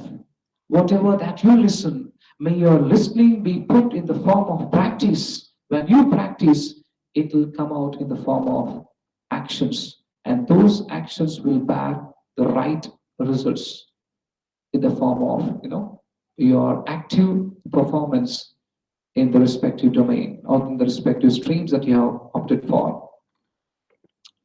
The main objectives of education would be the following questions. How to be a good human being? How to be a good human being? Very simple. If you want to be a good human being, you need to do three important aspects. The first thing, adopt act of simplicity. The first thing. Second important thing, never look into others' affair. Third most important factor that we must understand. Always keep moving without looking into somebody's shoes. If you do all these three things, automatically you can. First, you need to be a man of conduct, applying act of simplicity, be a simple human being with a high thinking. And second most important factor, never try to distinguish yourself from that of others, which is a greater thing. Each person is born with their own unique qualities from the Creator. So we are no one to judge someone's appearance or someone's code of conduct. We are not here to certify and to provide certificate to somebody where we are not worthy for that. And the final most important point is that if you want to be a good human being, you need to carry your task in a given time. How to live a good life? A good life can be led only through the set of moral values or ethical values. When you imbibe these values in your practical life, automatically there is a change. But do not expect this change to happen within an overnight. It's highly impossible. If you ask a mother to give birth within a day, it's not possible. It takes its own time. Likewise, each and every human beings are being created according to the image of the Creator. But there is a belief. I have not seen God. You have not seen God. But we believe. When there is a belief, the entire life is based on belief. How to help to create a good society? When I cannot create a good society, I must have to help or assist somebody who is making an attempt to build it. We don't possess these qualities. I should not eat. If I am unable to eat, I should not let or allow other person not to eat. This kind of mean personality makes a complete difference, we cannot grow professionally nor personally. If we want to create a good society, we need to contribute our good qualities to the society. How it is possible? When we are living in a society, we need to abide the societal norms. We need to help each other. We need to understand the feelings of others and accordingly try to provide them the basic requirements that they are looking for. Here in the world of academics, as a student, how you are going to create a good relationship with your teachers, with your friends? It is possible only when you are being assigned certain tasks. You are bound to do that without whispering, without murmuring.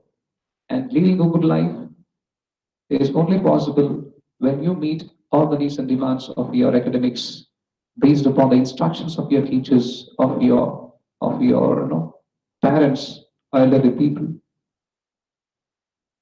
The academic inquiry pursuing these varied dimensions of human life can be generally described as human values. There are many values which we had already discussed, and I do not want to throw light upon very seldomly. Values in work life. We being individuals, we have got different taste, different attitudes, different kind of working atmosphere. The quality of life is largely affected by the workplace or working sector through which we earn our livelihood. In a working place, if you are not sustaining peaceful atmosphere, the work what you provide may not be able to provide a complete satisfaction. If you are being pressurized from the head of the institution or from the head of the organizations, you may not be able to work or render your service peacefully. That also affects the innate values of an individual. We often have conflicts between individual values when it comes in terms of value in work life. When we are working as a team in an organization or in an institutions, we need to respect each other being an employees. And being an employer, it is our own duty to respect our employer. Simultaneously, an employer must have to pay due respect to the employees too. When we try to understand this mutual respect, when we start exchanging, while sharing our work, we need to care what we share. There are few conflicts that we must have to focus upon here. That is attitudes to work. Yeah, this is something which is very important. What kind of attitude do we carry? What kind of manners do we carry? What kind of behaviors that we possess in the due course of rendering or providing our inbound service to the institutions? When an organization or institution is paying in the form of salary or wages, we should be much honest, trustworthy, and accordingly we need to carry our task without losing the organizational principles. Why do we work? We work to earn our lively bread and to assist our family needs and demands. At the proceeding to the next level, work always provides gaining social prestige, esteem, and authority. And there are many such examples that we come across. Farmers render their service in farming. Artists and artisans, laborers have lower status than managers, business owners, bureaucrats, and politicians who enjoy a higher status in the society, not because of what they are earning, just because they love to be in that profession. When we have got good attitudes, we always try to accomplish our goal on a set time. Through work, we use our talent, sharpen our skills, and develop our creativity, and get an opportunity to learn and grow and enhance our relationship in a working sector. Let's now throw light upon work ethics and quality of life that we need to follow upon.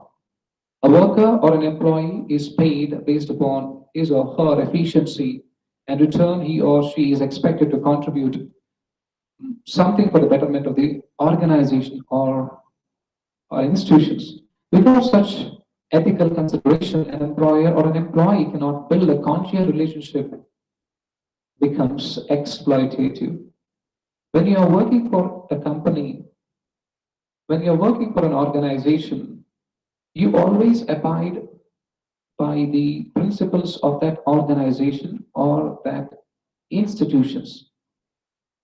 Accordingly, if the organization or the institution fails to provide what is being given to the employee as an employer by an organization, if they fail, the entire work ethics gets collapsed.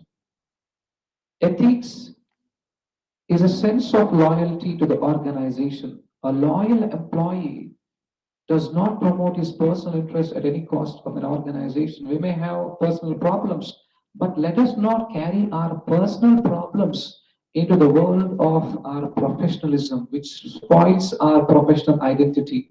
This is the major factor that keeps on hindering to most of the employees. Why we cannot carry a peaceful life? It is just a simple reason. The reason is very simple that we must have to comprehend. Let us not carry, because when we are trying to enter into a world of professionalism, let us bear in mind not to carry our personal problems or personal constraints, which becomes a barrier for our self-growth or for our professional growth. Then the last is organizational values. And this is much needed. Each organization sets up its own social and human units. And the purpose of business is not just asking profits all the time. Sometimes organization must have to bear the loss in order to withstand with ultimate profit. Every time an organization or an institution cannot witness profits in its form. The fundamental value lies here is in the spatial worth of its products or service that they provide and its impact on quality of life. Man must eat to live, but man does not live only to eat. There's a purpose of life. Likewise, there is a purpose to serve. Organization has a purpose. What is the purpose of an organization? To provide jobs and to provide good products to the marketplace. If the manufacturer provides the right products, there will be a great demand. And when there is a great demand, there will be more supply. Great demand, more supply. Likewise, man must eat to live, but man does not live only to eat. These are quite simple principalities that we must have to carry.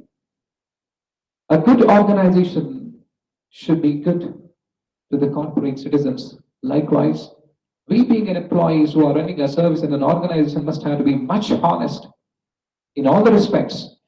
When the organization, when a company is paying to us, at the same time we need to be honest and trustworthy in providing what is best to the company as per the capacity of an individual where this organization demands. The pursuit of excellence next. What is this pursuit of excellence that is applicable to every employee? Excellence comes only when there is an achievement of exceptional accomplishment or success, and getting this excellent performance as the results as a whole. Chances of failure are always there. Hence, desire for success is always associated with anxiety. And in reality, we always see that in times of achieving a goal becomes so much important for an individual that at any means, fair or foul, unclean things are adopted. In order to achieve certain project, in order to achieve our dreams, we may go in a short form. Shortcut does not always provide us the right results that we anticipate.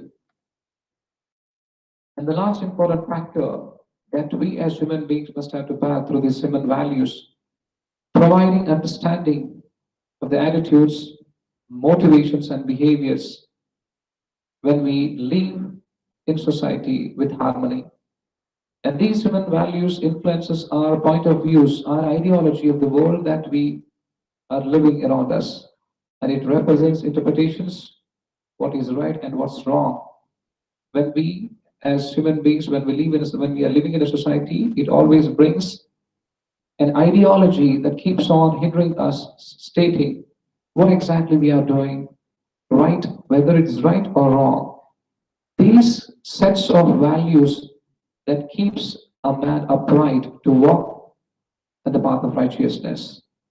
It always provides a wider exposure to understand humans and organizations by applying the code of the set of values.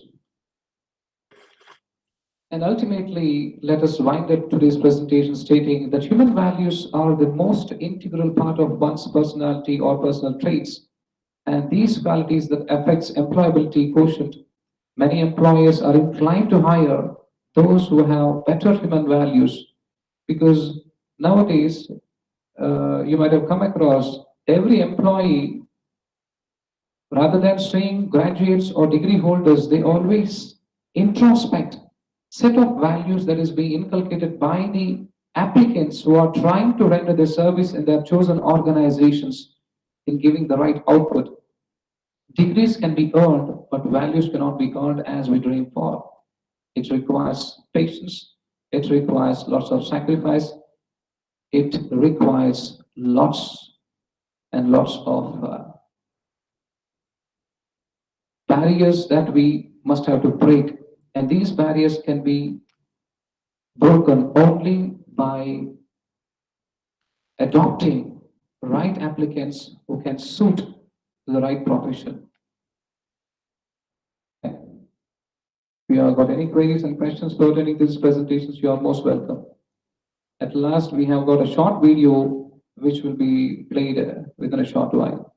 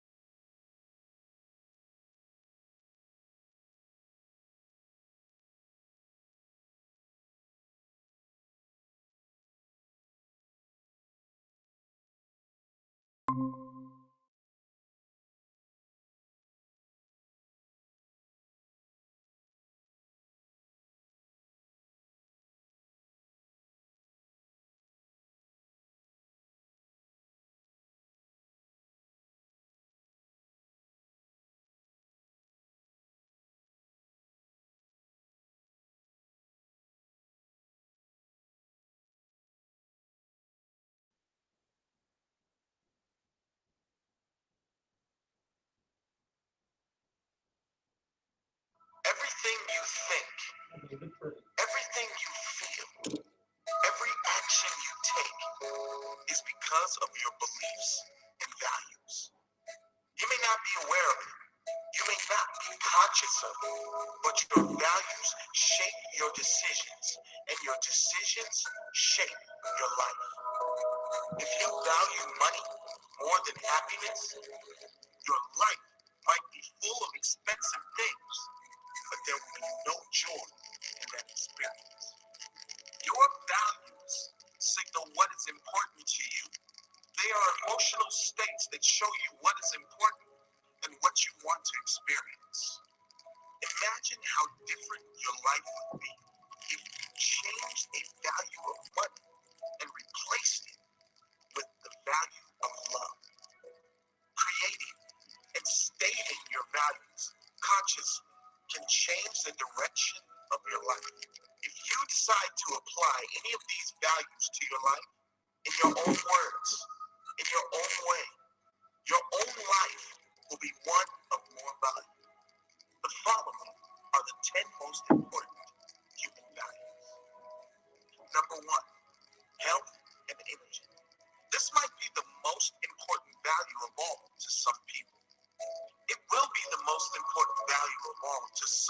those who have experienced serious health problems. Without physical health, it is very unlikely you can experience and enjoy all other values at their deepest levels. Great health gives you energy and vitality, which enables you to dive deeper into the more important things in life and give more energy and time to those you love. Make the value of health and energy a priority in your life.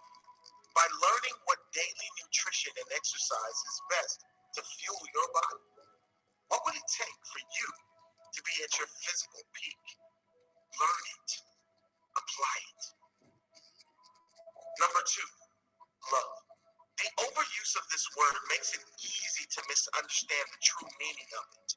This is not just romantic love, but love of all things. True, non-judgmental love. The love you have for your family, friends. The love you have for your favorite things. The love you have for your passion and your mission.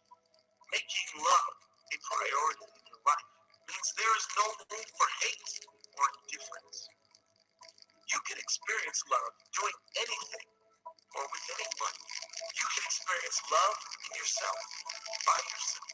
How would your life change if you valued love higher? Number 3, gratitude and appreciation. There's truly no greater power on earth than gratitude. Real gratitude shuts down all other negative emotions in the moment. So how important is gratitude to you? Well, how important is it for you to feel good? If it is important, you must make gratitude a top value and practice it as a priority every day. It costs you nothing, but it makes you so rich. It takes nothing away from anyone else, but it gives you so much power. How much more magical would your life be if you lived in a constant state of appreciation for everything that is great in your life? Number 4, kindness and compassion. The world would certainly be a better place if people showed more kindness and compassion. Less judgment, more respect.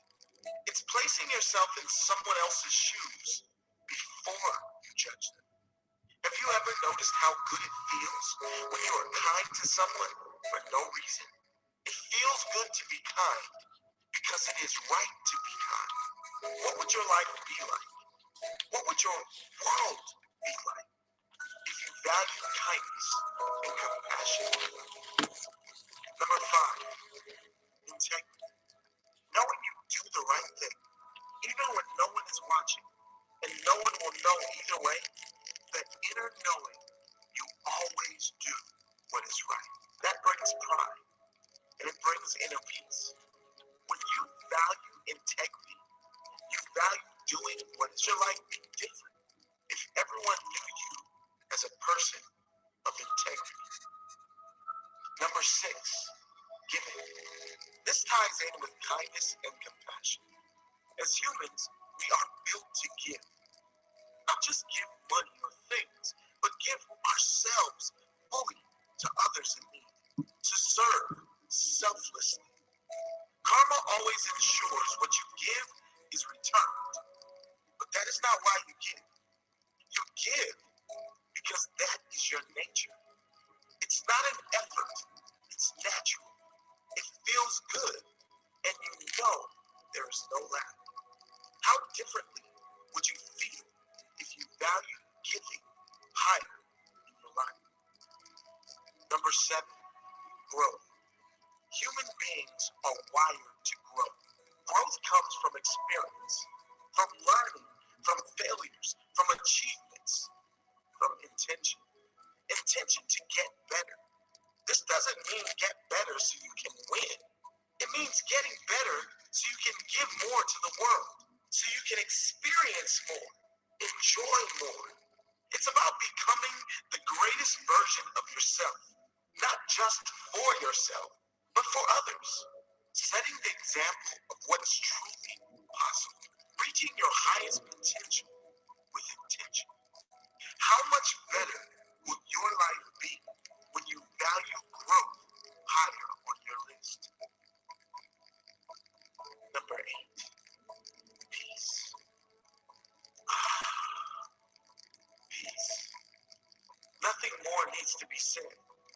It's getting to that place of needing nothing. It's being alone and being in bliss. It's presence. It's reactionless. It's the silence at the peak of the mountain. How high do you value peace? How much better would your life be if you had more peace in it? Number 9, family, friendship, and connection. It's caring about someone more than you care about yourself. It's putting others first. It's making time for people you care about. It's giving the people you love, and maybe even strangers, your complete presence and building that connection. It's making someone else's day better just because you were in it. It's bringing your best self to every encounter so the other person walks away with a smile. How different would your life be and countless others if you took this approach? Would you value connection higher on your list?